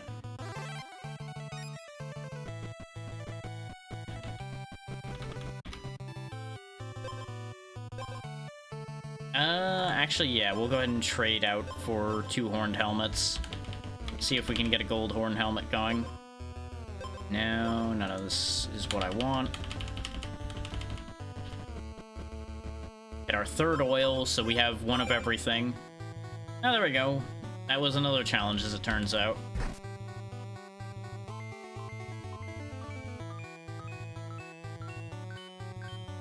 All of those effects going off, and he still dies instantly.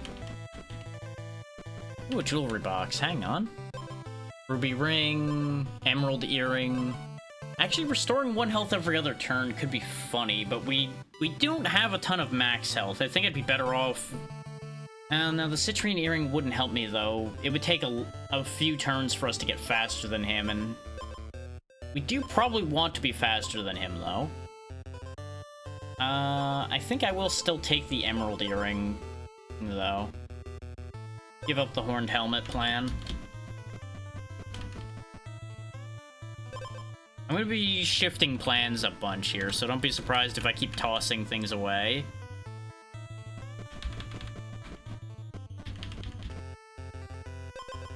Bubble Goop Staff again. Forge Gauntlet wouldn't be... Wait. Actually, no. Why would I want the Forge Gauntlet? It must combine with something to make that more sensible. Is giving your enemy 5 armor in exchange for 1 attack seems kind of stupid.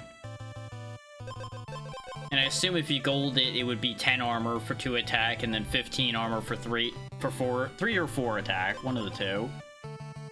I wouldn't mind the Silver Scale Gauntlet, because that would keep the Riptide going. But I'll need to make money for that.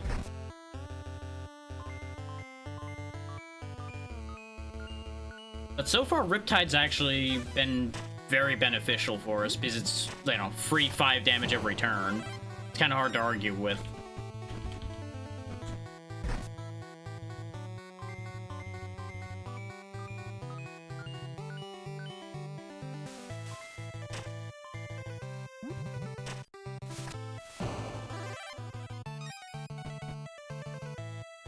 It's giving me back the horned helmet, which I don't need. I might be willing to sacrifice the boosted poison.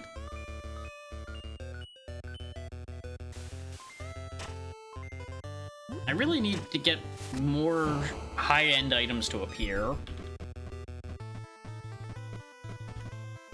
Like a woodsman would be fantastic right about now, so I can get another heroic item. Or a golem to appear so I can combine my fish to have more space without giving up anything. We haven't seen a single golem all game, though. We got a basilisk and a chainmail cloak. The thing is, restoring health based on having armor is a great idea up until you consider the fact that you're more than likely not going to have armor if you're worrying about your health, unless it's the start of a fight. At least that's been the way it's gone so far. I don't have a way to shed that poison either, otherwise I'd go for that. The spider's gonna do extra damage to me, which is upsetting, but it'll bounce off the armor. Or he'll just die before he gets a chance to enact that effect at all. Never mind. I feel like I'm going to end up fizzling out here because we're just not getting what we need.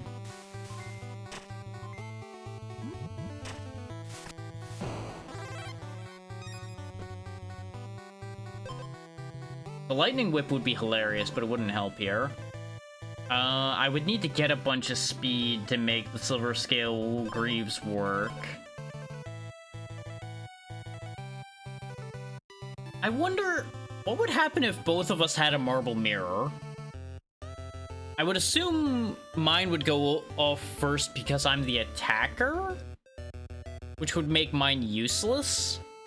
Unless it goes top to bottom, in which case if I put a marble mirror at the bottom of my list, I might be able to copy the copy of my armor, which would be really funny. But I'm gonna grab the Silver Scale Greaves, even though I can't use them at the second, and see if we can get 2 more speed before the fight. Because that's another method for me to generate Riptide. And we can just get rid of the earrings. Because if I can just keep hitting him with Riptide, I think he'll just die. Because I think that'll overwhelm the healing he has. But I think we're not going to get what I want in time. I think I might have screwed myself by switching to a useless item. Oh, we triggered enough Riptide, though, to get another challenge, so that's good. 5 Riptides, apparently, a challenge threshold. All of this shit that won't help me. Rip. Yeah, the best I can do is go up to 3 speed. And they have 4. They don't have anything that's gonna lose them speed, either. I'm gonna be giving them a lot of armor with the Marble Mirror. I think I lose. I think I'm losing this one.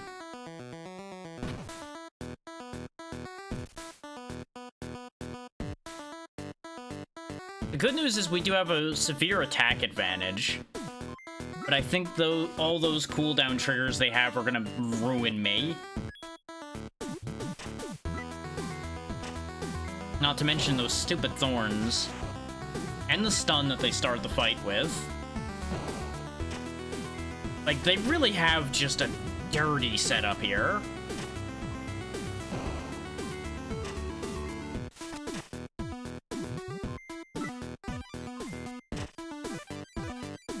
Yeah, see, we're just getting nowhere fast, and they're gonna heal before we can do anything. God, this sucks. I got so badly item screwed at the end there. We could have had this if I just got anything.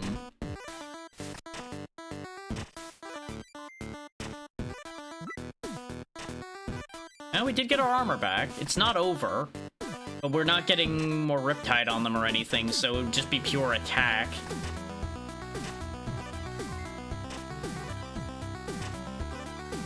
Actually, hang on. Pausing. There's a chance. Because their stuff isn't triggering again either, so the citrine earrings might actually be saving the day here. In fact, yeah, we won. We actually outlasted the guy who had triple our health.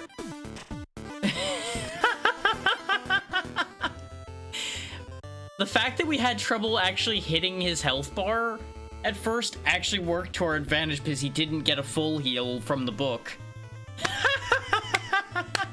The fact that we got screwed worked in our favor. Incredible.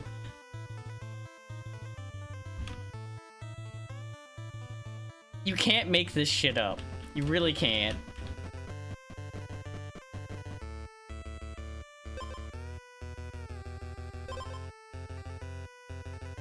Ooh. Actually, yes. Is what'll happen is we'll trigger the Serpent Lyre, which will trigger Symphony, which will trigger the stun. Unless it triggers itself, which I don't think it can. Ruby Earring will be fine here. Let's go to the horse because I want to go elsewhere in the hopes of getting good things to happen. This frog stands no chance. Debuff buffet completed. We are just foul at this point. Ooh, Golem Glade. Yes, I want to go there. Take me to the Golem. You're telling me I was that close to a Golem the whole time, huh? Yikes. Oh, give me Golden Fish. There we go. Now we got extra space. And we can hopefully find some more duplicates to make more golden stuff out of. We could have actually had double chainmail to make golden chainmail. Which the chainmail's why we survived that last fight. 100%. Is that armor coming back was the only reason we had time for the citrine earrings to work.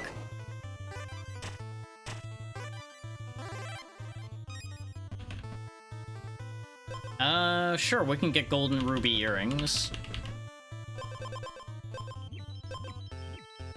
So now we do 2 damage every other turn. All that glitters has been triggered. Nice.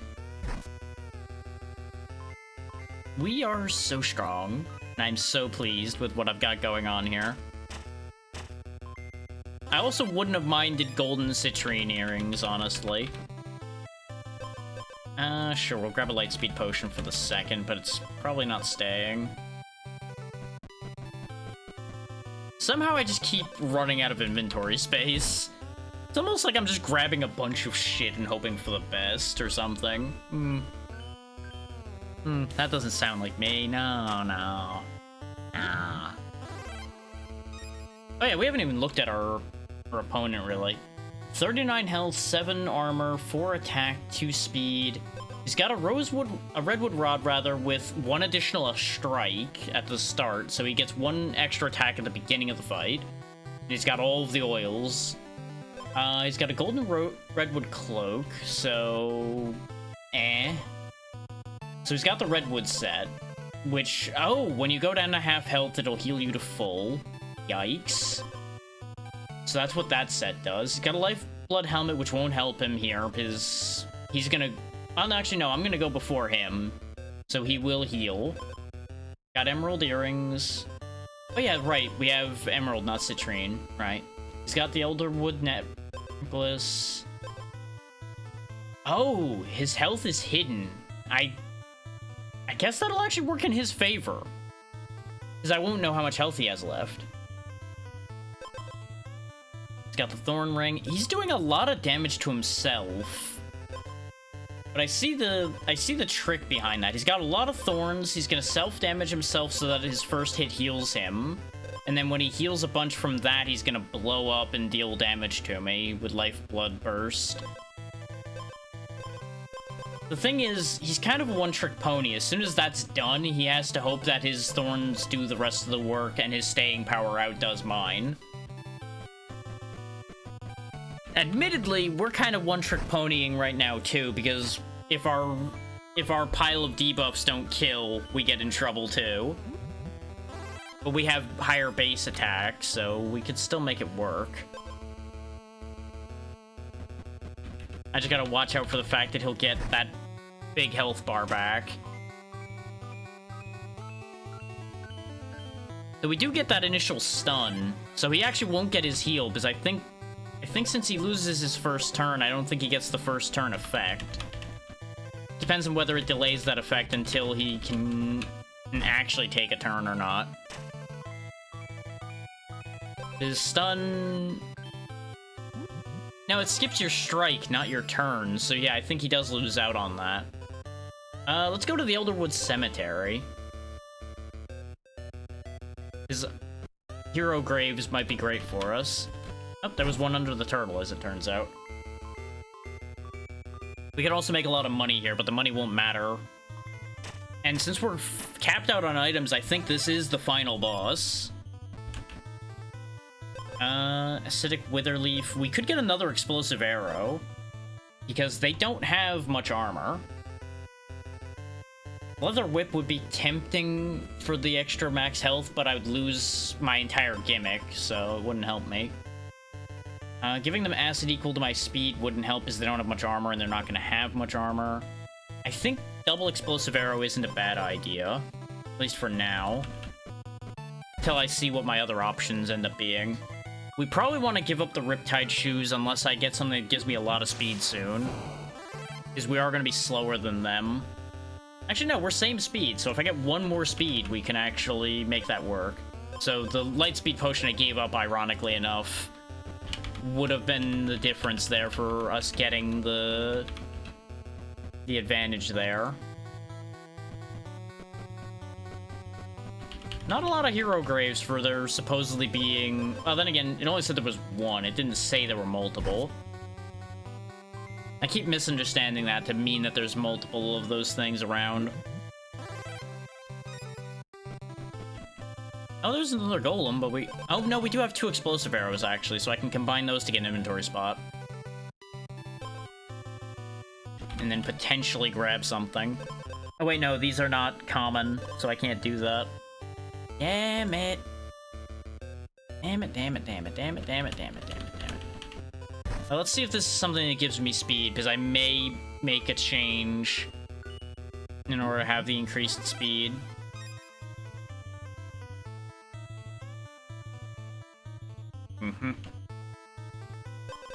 And this does not give me more speed. The Silver Scale Dagger would be good, but we'd lose Marble Anvil. It might give us whatever the Silver Scale set is, but I don't think it would be enough.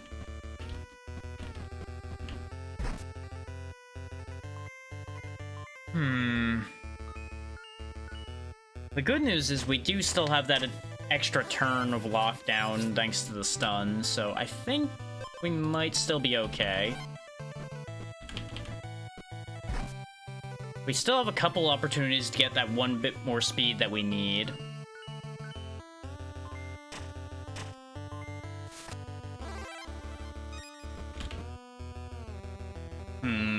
I could add some more poison, but what would I give up for it? Because none of this gives speed. No. This still does more than that. And that's just a hedgehog. There's a box there. I might be able to reach it in time.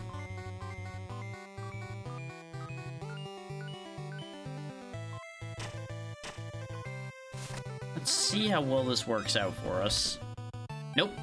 Okay. Plan's officially been thwarted. Let's see if we can make this fight work out. Versus Rooster Toast. They've got a lot of nonsense going on here. And they do have the Redwood Crown, like we talked about before. There's nothing I can do to change this situation, though. Let's see how it goes.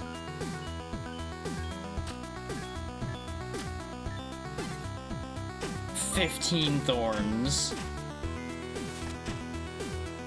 Thankfully, all their thorns go away immediately. There's their heal kicking in immediately. I get my armor back. They get stunned again. And they lose. Yes! Haha! And we get 3 golden items in our inventory, which gets us the Gemstone Scepter. Gains on-hit effects from Ruby, Emeralds, and Sapphire and Citrine items. That's pretty wacky. Edgelord. We now have the Featherweight Edge. Convert 1 speed to 1 attack on hit. Pretty cool. And the Collector. The Freezing Edge. Battle start, give the enemy 3 freeze. Ew. Chain Reaction. Trigger 10 or more item effects at battle start. Gives us the Bomb Bag. On battle start, exposed and wounded, spend 3 speed to re-trigger a random bomb. That's pretty cool that you can have a whole bomb build going on. We also got the Sword Talisman. Whenever you deal non-weapon damage to the enemy, deal 1 additional damage. Deal 10 or more non-weapon damage on your first turn. Right, because we triggered a whole pile of effects immediately that dealt damage from the 2 bomb arrows, the Riptide, and everything else. Debuff Buffet was from giving the enemy 3 or more different status effects in a battle, and it gives us Toxic Algae. The first time Riptide trigger gives the enemy 5 poison. Ooh. Nasty. I like it. And Oiled Up gives us Stormcloud Edge. Stun the enemy for the first turn at battle start. So that's where that effect came from. Okay. And we're still not done unlocking things yet. Swimming lesson completed gave us the Silver Scale Trident. On hit, give the enemy 1 Riptide. Defeat a boss with Riptide damage. Still not done yet. Sink or Swim completed. Make an enemy have 5 or more Riptide, which gives us the Silver Anchor. Whenever you lose speed, give the enemy 1 Riptide. Do you wish to challenge an undefeated champion? Sure, why not? Let's fight a different champion. Oh, the music is going now. Let's see. Oh boy. They have 13 health, 32 armor, 8 attack, 2 speed. They've got a Frozen Ice Blade, so battle start gain 3 freeze, but they heal on hit. They've got a Diamond Shield of the Hero, a Golden Frostbite Trap, a Golden Frostbite Gauntlet. So everything... They're frozen for 3 turns, and we're frozen for 2 so far. They gain armor equal to lost health. Whenever they take damage, deal 1 damage. They gain 2 more freeze, so they're frozen for 5 turns so far. They've got another Diamond Shield of the Hero. Lifeblood Helmet, so their first turn would heal them, but we'll shut that down with the Stormcloud Drum. Chainmail Armor, just like ours. Energy Drain. Before any other item triggers, if you have less speed than your enemy, steal all speed from the enemy. Well, good news, we're speed tied right now, so if I don't change my speed, we're actually okay. Studded Gauntlet, on hit, it deal 1 extra damage, and a Leather Glove. This doesn't sound that powerful on the front of it, but I don't know what set bonuses they might have buried in here. The Ice Blade and the Ice Shield might be a set bonus. I don't know. I'm a little scared of that. I'm enjoying the music, though. Like, the specific song is fun. Wouldn't it be funny if I just died to a random enemy rather than even getting to the fight? Since we actually have to travel the map again. Which, that's interesting that they give you another go-round on the map day set before fighting the undefeated champion.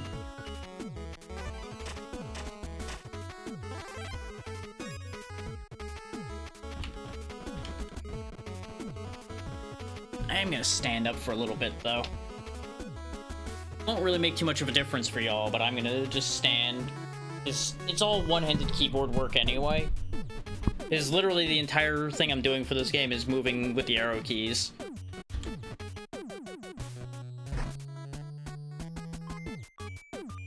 And I click, as you saw, to manipulate the menus, so still all one-handed. So I don't really need to worry about being able to manipulate too many things. But my right leg was starting to get a little mad at me, and I'm not sure if it was because how I was sitting or just the fact that I was sitting unmoving for a while. Could be either. Sometimes they just get grumpy. But standing for a little bit should sort that out. Still not any items I want. We do have these waypoints. I still have yet to actually pay attention to how they work. I would assume I can open my map and, like, warp to them, probably. In fact, let's quickly figure that out. I don't want any of these. Yep, okay, so is there a waypoint that has anything cool near it that I never grabbed? There is one over by this golem. We were getting some pretty good luck up here, so let's warp up here. Of course, you know, that's probably going to turn on us. Since we're going to have lower speed than him, or at least speed tie with him, I'm probably going to get rid of the Silver Scale Greaves. I just don't know for what yet. Nothing I've seen yet has convinced me that it's like, yeah, I want that. In fact, actually, this will get us an item of the same rarity, so that'll be a good idea. And we got Soapstone. First turn, spend 2 speed to temporarily gain 4 attack. That's not a great idea. I think actually that might be horrific for us.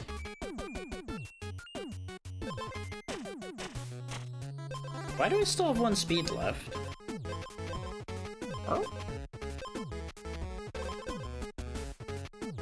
Oh, right, I think I didn't even get my first turn. I think they died before my turn happened. We might be able to get another emerald earring, and I would take that and then open up the inventory space that way. I would also accept another fish or another snake thing. There's a citrine earring. A jeweled blade would be fun.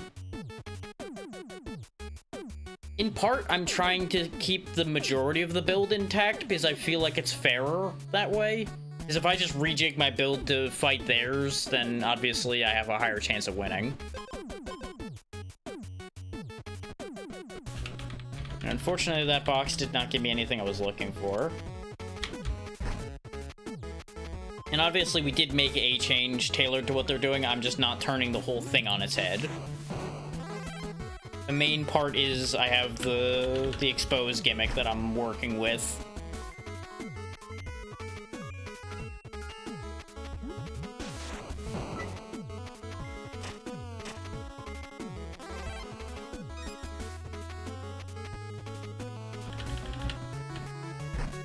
Ooh, actually, we could combine 2 items for another heroic here. I think I would give up the Viper Bottle and the Soapstone.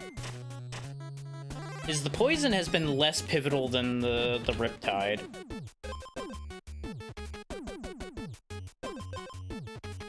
Do I think there's anything less impactful? Because the Emerald Earrings have actually saved us. Same with the Chainmail. And these are, of course, part of the gimmick here. Let's go for it. We got double Chainmail, so I can go back to the Golem and combine that. So actually, that's good. Because I presume that'll give us double our base armor.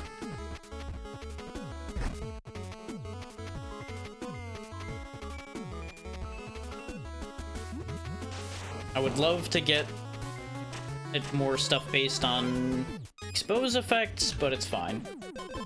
I mean, there's the heal on expose. We'll take it for now, just because we have the inventory space. I need to get to that golem, like, now, though. Because we don't have a lot of time.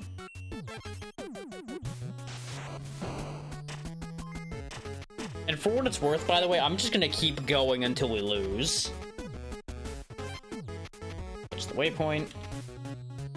Use the waypoint.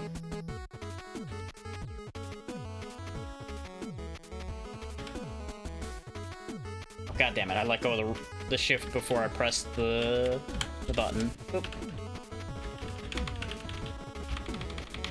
What we can do is waypoint back. Oh wait, I can't combine these, right? I am an idiot. Way to go, brain.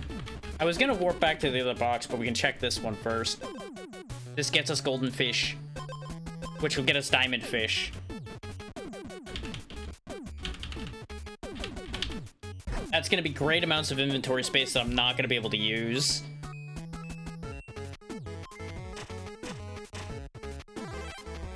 But you know what? I'm gonna have a diamond fish. Behold, he has regained his original blue color. Just lighter blue. 4 Riptide unexposed. We might be able to, like, grab a item. Oh, we'll get a tome. Honestly, yeah, the 3 regeneration one, probably. Because we'll have taken damage by the time and that ends up being relevant. Because I'm anticipating he'll have worked his way through our armor by then. And, sure, we'll take some extra max health, I guess. Because that makes our healing actually matter initially. Alright, time to fight Wreck, who has the same amount of max health we do, a lot of attack, a lot of armor, and he is faster than us, so his big play of stealing speed doesn't work. He does have a piece of chainmail, which gives him more armor than we'd get, but we get ours twice, so we essentially even out there. Listen to this music that's playing, though. I'm surprised he didn't have anything that would give up his health so he'd get armor from the Iron Skin potion. We do have to watch out for that frostbite trap, though. That's gonna be nasty. That's gonna be a lot of freeze that's gonna throw off the early game. Though he does have all of this freeze right off the top, too, which is gonna hurt him more than it hurts us because we put all those debuffs on him. So we can chew through his armor with Riptide while we wait for the freeze to wear off. We also get extra turns while we don't have the freeze on us to hurt him.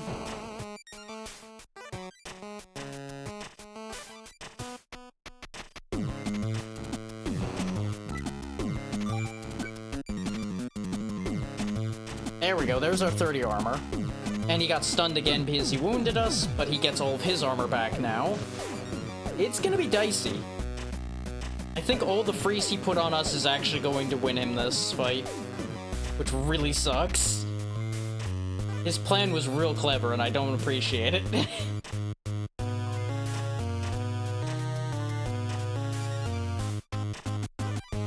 Yeah, we definitely lose here. We got close. If he didn't have that freeze trap, which is what I called out as a problem, we would have actually been able to make that work. Stun lock completed. Stun an enemy 4 or more times in a battle. It would have actually ended faster if I hadn't kept stunning him. Thundercloud. Stun the enemy for 3 turns. Ew, that's mean. I like that. And let's see. Diamond in the Rough. We get the leather water skin. Gain 2 purity. Repeat this for each equipped water item. Ooh. Yeah, I think going for the exposed gimmick worked out incredibly well for us. The thing I needed was more items with that effect to them, so I could have triggered more effects immediately. And we just didn't roll most of them. I also didn't plan for that to begin with, so we didn't have all of them in the pool. But still, first try, we got a Kingmaker win. I'm pretty happy with that.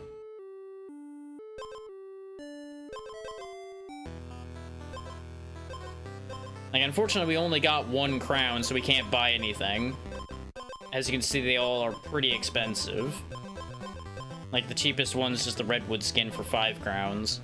I assume I would have gotten another crown if I'd beaten the other champion. Like, if you've got such a powerful build that you can roll, like, multiple people back to back, you probably could just grind crowns.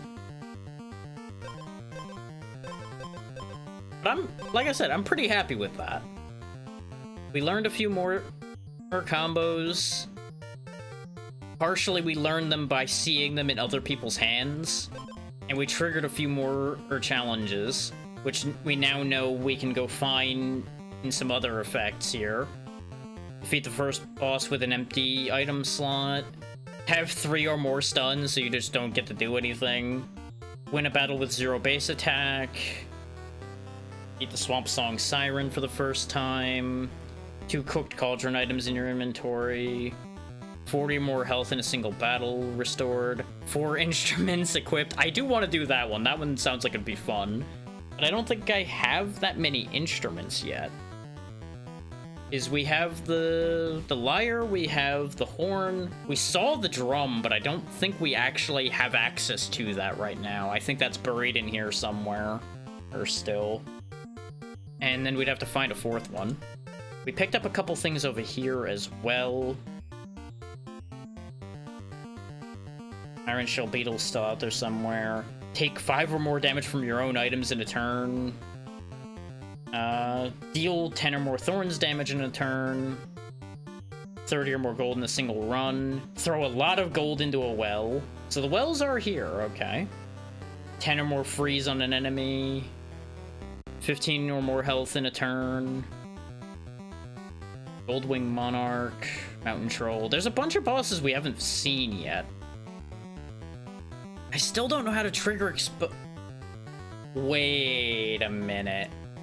I know exactly how to... Well, no, I would know exactly how to do that in the swamp. I don't know how to do that here. There might be an item combo that does that here too, though. Because I think you can only get woodland items in woodlands and swampland items in swamplands. I don't think you can have the items cross over. Or outside of Kingmaker.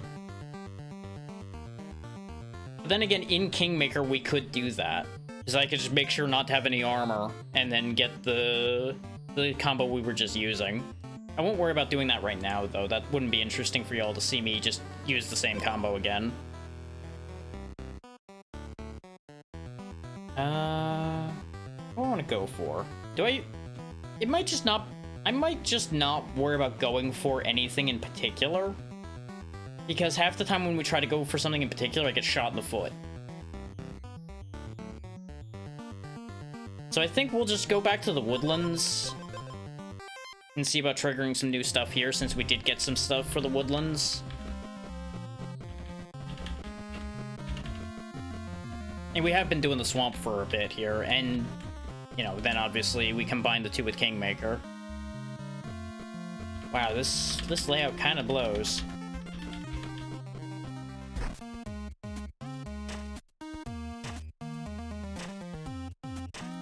Getting grievously wounded by a spider, because I had nothing when I fought it. Sword of the Hero. We can... Yeah, let's grab the Frostbite Gauntlet. We might try the freeze set. Yeah, he has 0 attack now for the moment. And we have no armor, so he technically doesn't get his attack boost. We're gonna win this fight, but barely. Haha, barely. Ha. Because it's a bear. No, fuck that. If I could have fed myself to the bear after saying that, I would have. Ooh, Swift Strike Rapier, though. Battle start if you have more speed than the enemy, gain 2 additional strikes. So there's more than one thing that gives you more attacks for being faster, which is nice to see. Fortified Gauntlet. If you have armor, gain more armor. There's the bomb bag. We could try setting up for the bomb build. I mean, we all know how much I like my bombs. I have gotten no items, though. What is going on here?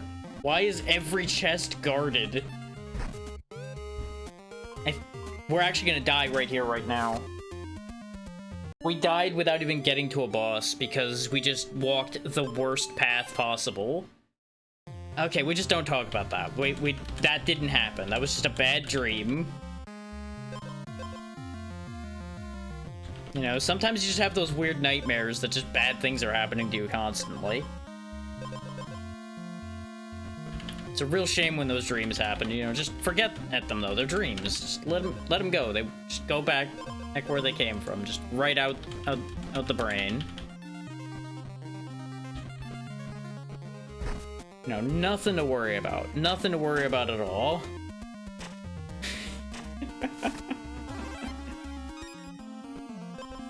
Let's see. This weapon really needs attack oil first. We will get a lot better off in all of our runs, though, now that we know we can apply multiple oils. I can't believe I just never tried that. Like, I tried it once, but at the same oil spot, so I ended up getting bad information. And then I just never tried it again. Featherweight blade? Because we've used the shield spear lance before. I know we just put oil on it, but we can walk back to the oil spot and put new oil on it. And I know this doesn't necessarily work with the thorns idea either. Or directly, at least, but it'll be okay. Let's go ahead and put attack oil on this, too. Because if we're going for speed, we need some attack. There's the featherweight wings. So there's an idea there, too. We are up against the bear, which is a little bit of an issue. But we don't have any armor for him to ignore right now, so it's not the worst thing. But he does have 15 health total between his armor and health, and we only have 3 hits, essentially, right now. Where we would need 5 to kill him, so we are at a massive disadvantage there. So actually, we do have the starting point of doing 2 extra damage. Ooh, this'll help. 1 additional strike to start, or just 1 damage on every strike. Let's take the additional strike to start, because that's just another full turn's worth of damage right off the top. There's so many spiders. Don't they know that I've got spider-proof cherry bombs? They walk up and they just explode.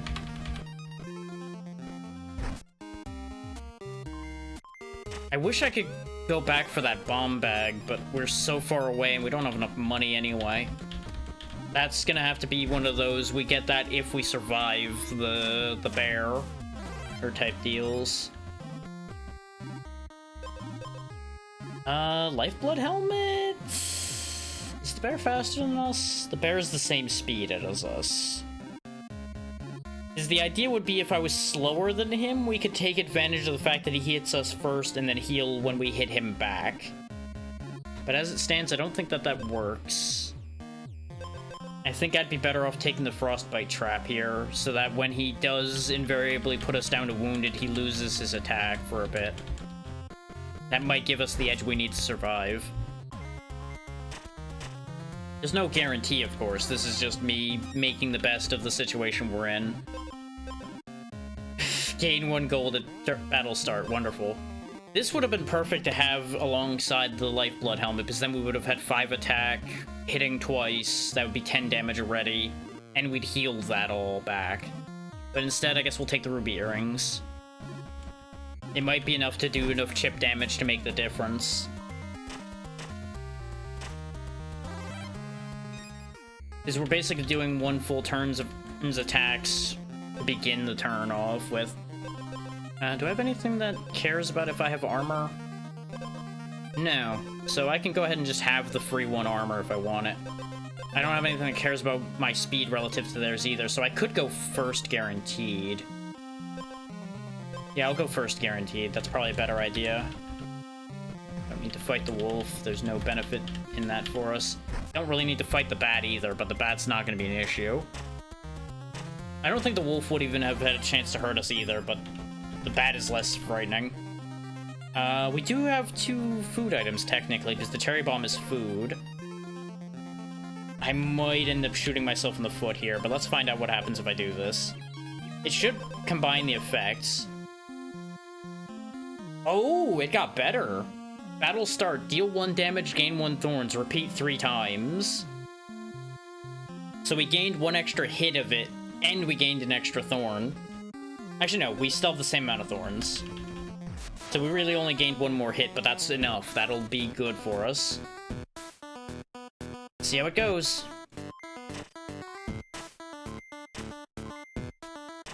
Yeah, because that chipped through all of his armor. He's down to 5 health already. We're down to 6, and we win. Okay, that actually went way better thanks to the trail mix. Who knew trail mix could be life-saving? We could get even more thorns, which we are trying to get that thorn challenge, so sure, I'll stack some more thorns for now while I decide what else I want to do. Which crown do I want?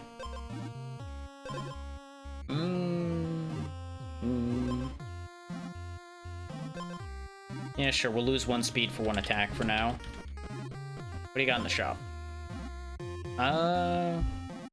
Sure Strike Bow could be good for us, actually, because we have that guaranteed extra attack, but no, we'd lose it because we trade out, so that wouldn't work. Energy Drain could be hilarious for us, because we're currently getting slower and slower, so if we just go down to, like, 0 speed, we can steal any enemy's speed, which would be funny. The Cracked Boulder Shield would have been incredible when we had the anvil going. Ooh, first turn, give your enemy freeze equal to your attack on hit. You know, maybe it's time to go for combining Frostbite, but no, I'd lose the oils and such. No. Reroll. The Bomb Bag and the Kindling Bomb. So we buy the Bomb Bag, because that'll re-trigger our Trail Mix, and then we come back and buy the Kindling Bomb. Oh, the bomb build is real. The bomb build is real.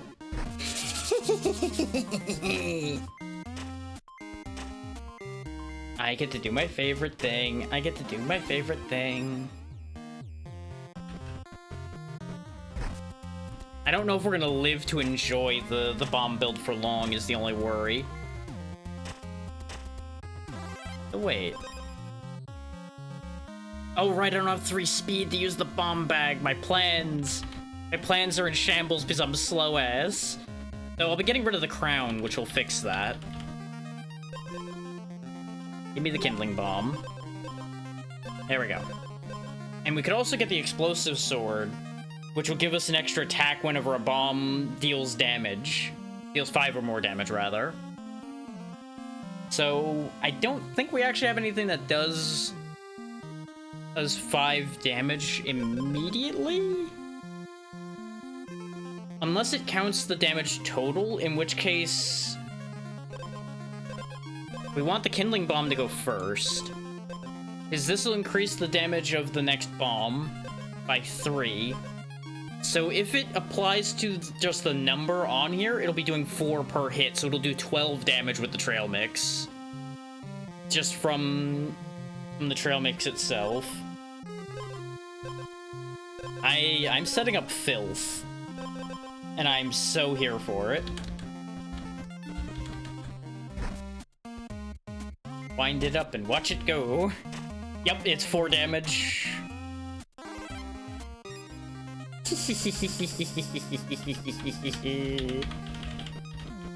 If you ever wondered why I don't do PvP and things like this often, it's because I would start to feel bad if I set up something so nasty that it would just be unbeatable.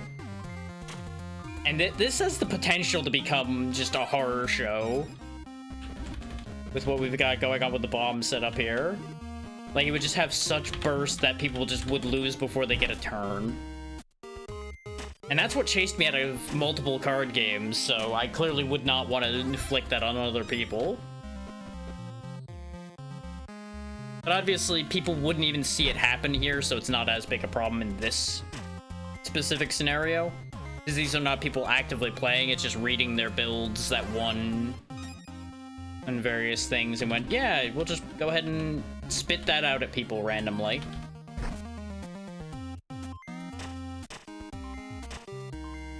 Like, I'm sure a couple of my builds are going to appear randomly for people here and there. And that's going to be the nasty part, where just suddenly everything you own and hold dear will be devastated. Okay, that is where Saffron Talon comes from. It is just the sword and the feather. So now we get 1 speed on hit, which will help keep the Bomb Bag going and the Saffron Feather going. So it's mostly going to just be feeding the feather. We could get double Frostbite Trap to be able to golden that, but I'm not fussed about that.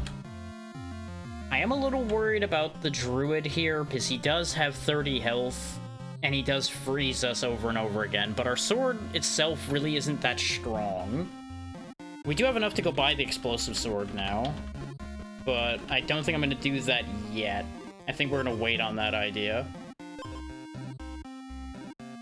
Mostly just so I don't set myself up for failure by not having upgrades when we get there. Yeah, because this has to be two of the same. Yeah. I had a moment in my brain for a second, like, I could combine two commons. No. You have to combine two of the same commons before I get any silly ideas in my head. Ooh, there's where we get our last oil. So there's our one armor. That one armor might make the difference. You don't know. I have no healing other than the feather.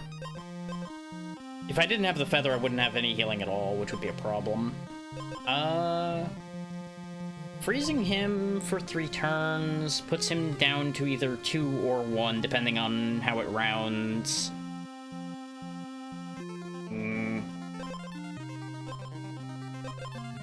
I might be better off having the higher health bar to heal up to. No, because he'll just damage me anyway, so it won't change anything.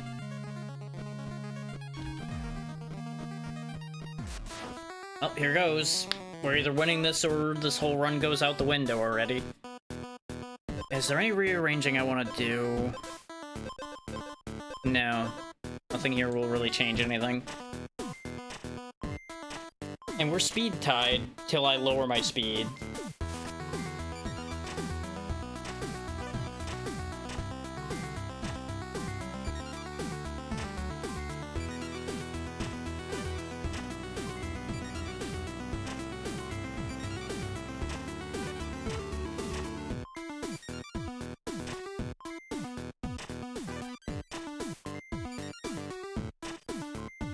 Yeah, I think this plan's not quite working. Because if you'll notice, we're not actually re-triggering anything. So we lose on this turn. Oh wait, no, we got 1 more health left, and we actually managed to win. We healed just enough to survive. That was very scuffed, but we got through it. The beat goes on.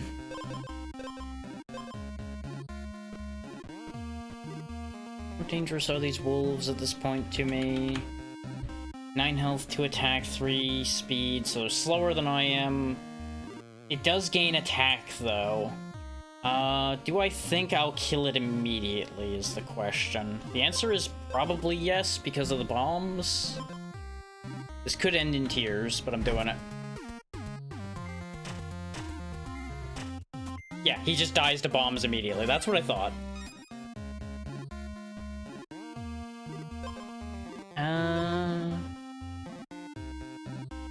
I could spend all of my speed to gain an extra strike permanently. Which the terming of permanently there is interesting. Because I assume it's permanent for that fight, not permanent for the game period. Because otherwise you could just keep getting more and more strikes and just eventually hit 15 times before an enemy moves and just win. It would have to permanently take away the speed too. But I think that is a good thing for us to have. Especially since we are planning on switching swords. That'll buy me time to be able to switch swords without losing our extra attack. Though we are going to lose speed when I get rid of the sword, and we lose the Saffron Talon effect. So actually, maybe that's a bad idea. Maybe that's a horrendously bad idea to swap to the explosive sword right now. Because we're kind of in too deep on that idea at the second. Hey, double explosion! Actually, let's give up the frostbite trap for that. I'm surprised we still haven't hit a set bonus with all the bomb nonsense we've got going, but we probably need the explosive sword for it. I'm gonna assume the featherweight helm doesn't have anything to do with the featherweight sword. It's probably another red herring.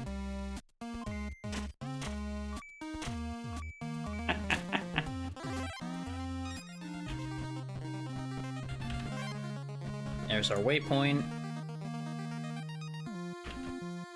Just such filth. It doesn't even have time for the citrine ring to take effect.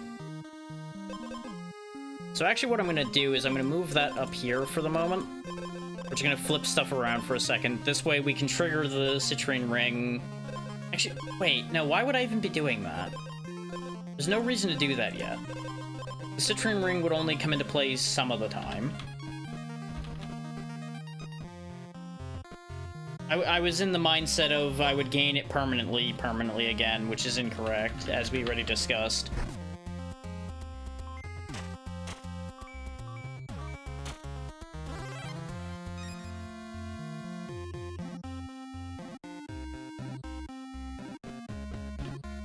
The amount of different notifications Twitch has for a single gift sub being given to you continues to boggle the mind. Because I get one on my dashboard, I get one in my email, and there probably is one somewhere else that I don't know about too whenever I'm gifted a sub somewhere else. Which, you know, it's great that that's happening, but just like, I don't need to know about it 5 times. Iron Skin Potion would be huge for us right now.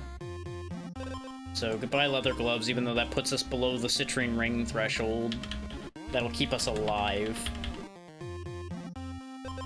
Vampiric Wand would be nice, but we don't have space for it. We're already up to Leshen, so we're almost out of woodlands.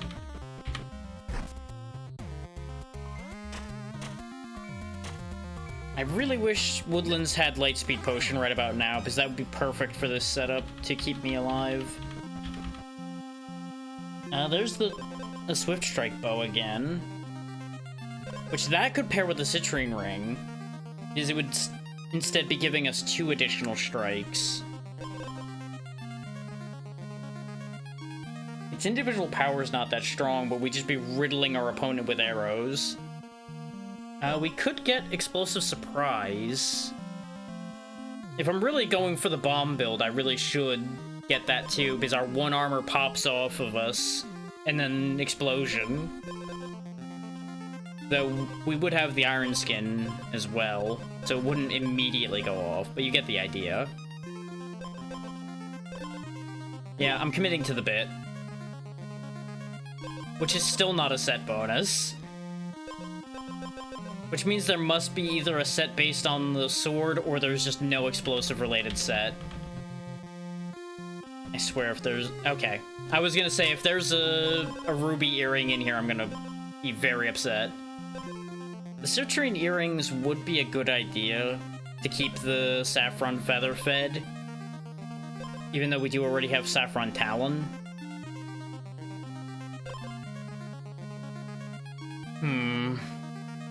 That is a decision to make right there. That's a decision. Sitting down again, by the way, so the mic's gonna make a little bit of noise. There we go. I should mute for that, but I did not think of it either time. I apologize. Sometimes the brain doesn't hit on all cylinders, you know. I could give up the Iron Skin Potion and just go full risk. Which could be funny, because we do heal with the Saffron Feather every turn. You know what? This is a terrible idea. I just want to... I want to make a note here. Huge risk, high rate of failure in what I'm about to do here. Doing it anyway. Sometimes you gotta do the dangerously stupid thing for fun. If I had just gotten that campfire a little faster, I could have healed. These wolves are speed 4, right? No, they're speed 3, so we will hit first, they will die. They will also die before I even get to attack. If they were speed 4, I would have reconsidered that decision. The free gold from the gold ring is tempting, but we don't have space for that kind of nonsense right now. I am not super confident we're gonna win against Leshen. Not with the amount of health we have. I really... Actually, I should start marching to that campfire on that note. Because if we have full health for Leshen, I think we're okay. Because we do have some staying power.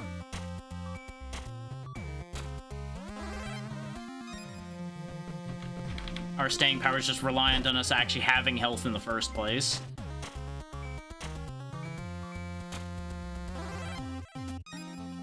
Okay, we're just going straight to the fight.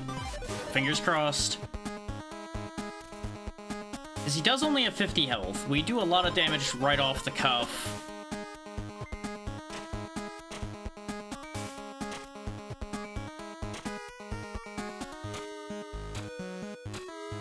Yeah, he already lost almost half his health immediately. We explosive surprise him, which puts him down to half health.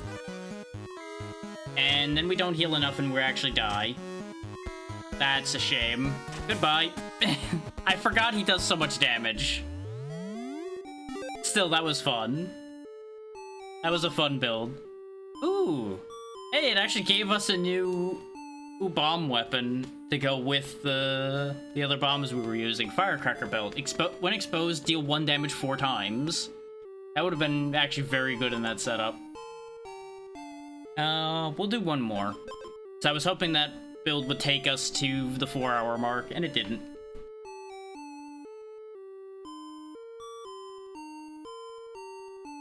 I do want to point out, though, if I had the Iron Skin potion, probably would have won that.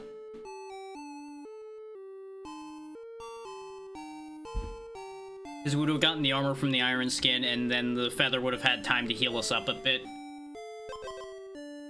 But I took a risk, and I knew what I was taking the risk on.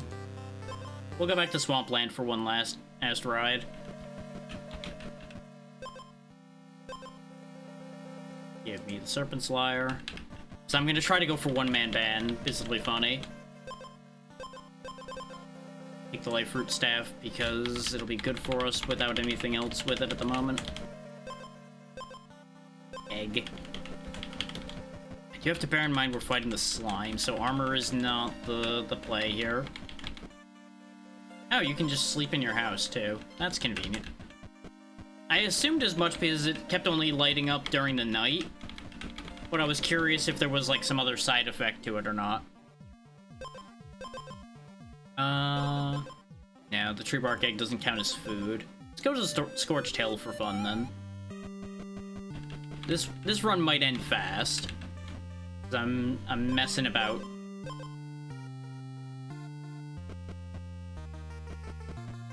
Oh, something y'all probably didn't notice that I never actually acknowledged. Monsters don't move during the day, but at night they do move. In case people didn't catch that little bit. I should have pointed that out more directly at some point, but I only really thought to point it out now. Whoop, whoop, whoop. Yeah, there's a good amount of treasure in this area, so I should be able to get at least the intro to a build started here. So I forgot just how much of the early items in the Swampland is trash. I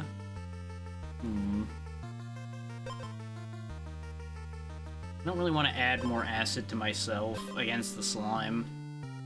I'll take the Pure Lake helmet instead of the egg. As much as I would like to find out what those eggs do, we're not in a great position at the minute. We do at least have the benefit of regeneration. And we are doling out a good amount of poison straight away. I'm gonna try to go for Golden Fangs. As much as I like the Riptide, that's not what this setup's gonna be about.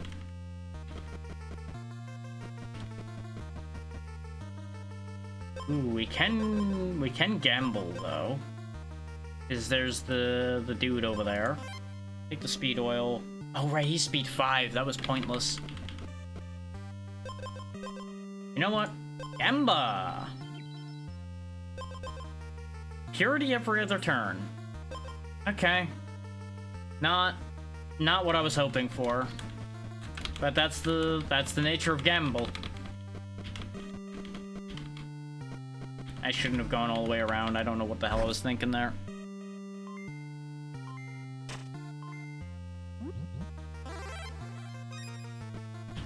And since a bunch of our damage relies on poison, we're in a bit of a spot of bother here.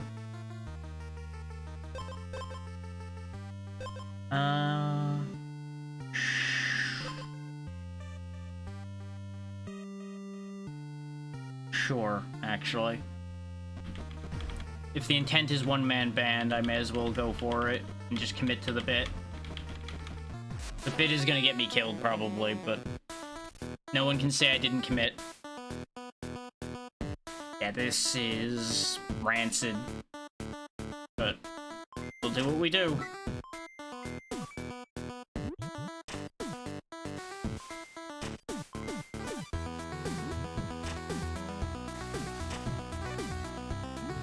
Like, we are at least getting our regen, so we are buying some time here. And the poison is continuing. So, actually, we're gonna win. It's real rough, but we got it. I did not think we were gonna win that one. That looked bad. Lightning Web. If I had a stun method, like, ironically enough, these two, if I bought them together, would actually work perfectly. Except for the fact that we stun ourselves.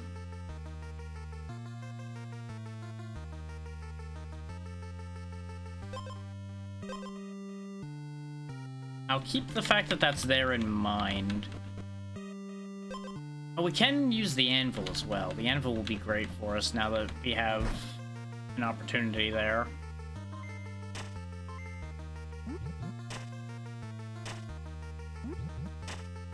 Or not. Guess who forgot that the enemy's leveled up again? I gotta stop doing that. I gotta stop forgetting. It backfires every time. Hang on, I'm just dealing with something. There we go. There was something on my screen that was bothering me and I needed to get rid of it. Okay, let's try that again. This time with infinitely less failure, hopefully. The regen was a good idea, but I think committing to just having the extra Riptide right off the top is probably better for us in the early game.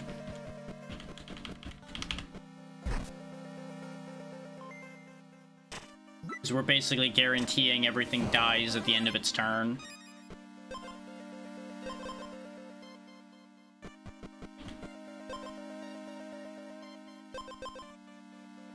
Sure.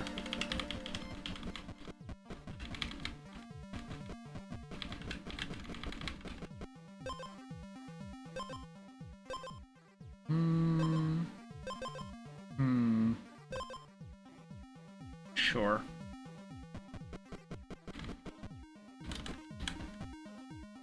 Oh, there's a chest behind him. I guess we'll go get it.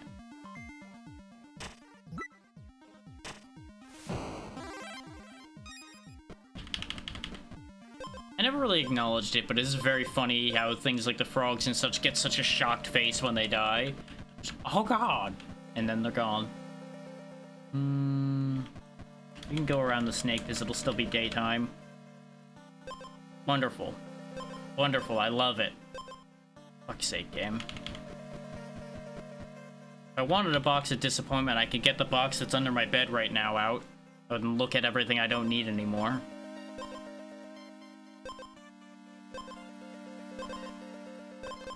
We only have one food item. We could potentially get a witch item that'll be really good, though. Yeah, sure. We'll see about getting a cursed item, because it'll be funny.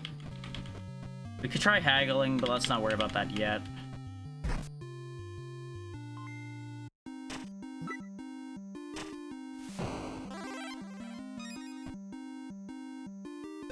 No. There's an oil. That'll help.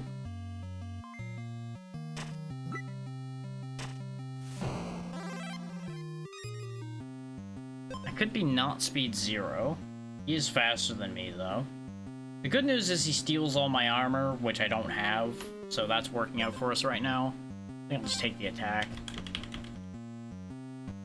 I'll be disappointed if we grab a weapon from the crone.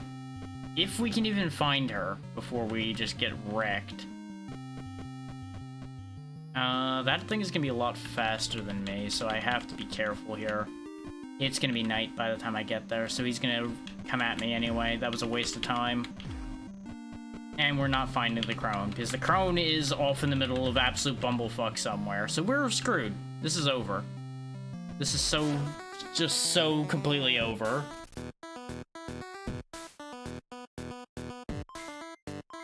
And as he puts the poison on us, we reduce it by 1, and then we're down to 1 health and die immediately. Rip. We're just having, like, awful runs in the swamp again. That'll do for today.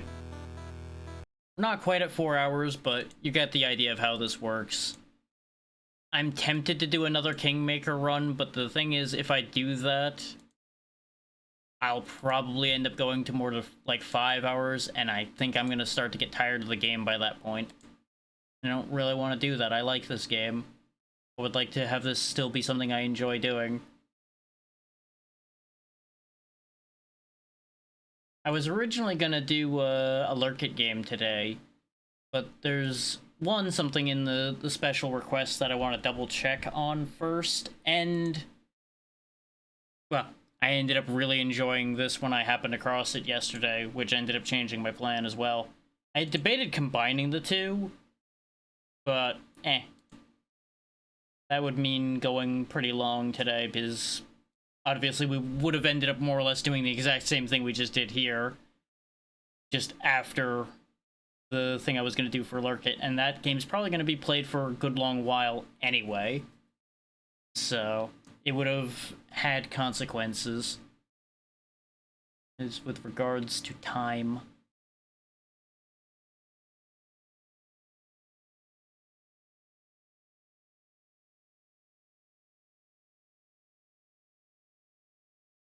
I just gotta pick us a place to go.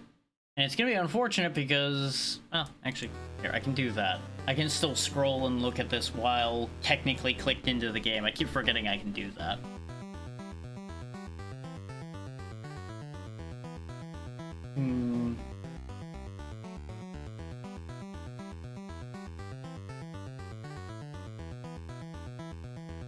There's a lot of choices on right now. You know, the usual problem of there's like 15 people live at the same time.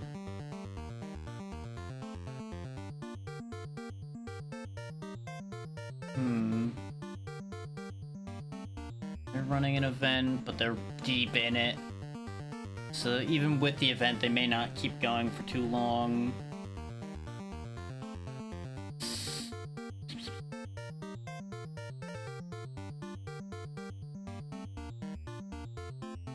I love and hate the amount of choices I have. I know I say that every time, but it's true every time. And of course, upcoming schedule. Tomorrow we continue Short Run Saturday, see how many games we can get through. I did not sift through the list as hard as I have before, so we may end up having some tricky situations there. We'll see. I may just try again with some of the stuff we've done before for tomorrow. Or I may just pull another rabbit out of my hat. We'll see. Monday, I don't 100% know what I'm doing. I feel like I had said I was going to do something Monday, and I don't remember what it was.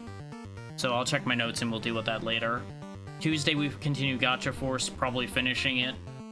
Thursday will probably be another session of Repo, because I had promised a spot in a Repo lobby to someone this week, and then they ended up not being able to make it, so I'm just giving them a second try next week because we already agreed to that being the reschedule. But I had already arranged other people for this week, so it was a whole thing. You know, it be what it be. And then next Friday we'll probably do that Lurkit game I was going to do this week. And then Short Run Saturday happens again next Saturday. You know, easy as far as that goes.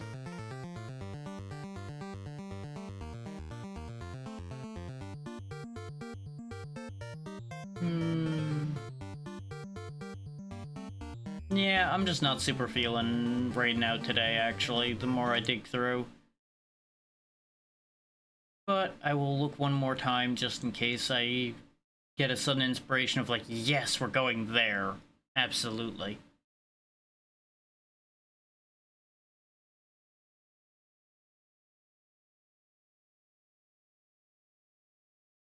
Because I don't have too many of my very easy choices in front of me right now. Oh, for lack of a better way of explaining it.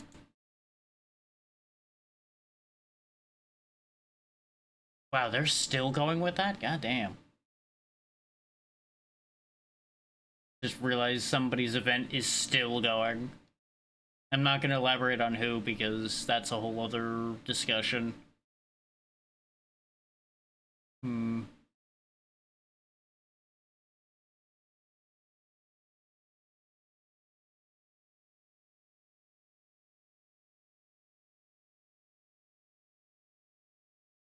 Tell you what, I'll flip a coin. If the coin lands on heads, I'll pick one of the ones I was debating in between. If it lands on tails, there will be no raid today. That easy, that simple. Okay, the coin has agreed with my instinct of no raid today. Which, that's fine. Not always ideal, you know, because I know people enjoy getting shipped around sometimes so that they get to see new people and everything. But it's not always in the cards. So, thank you all for taking the time to be here. Hopefully you will find somewhere else to be to fulfill what you wish to see today. And I will see you tomorrow for what will probably be me inflicting pain on myself again. You know, the usual. Take care, everybody. Good night.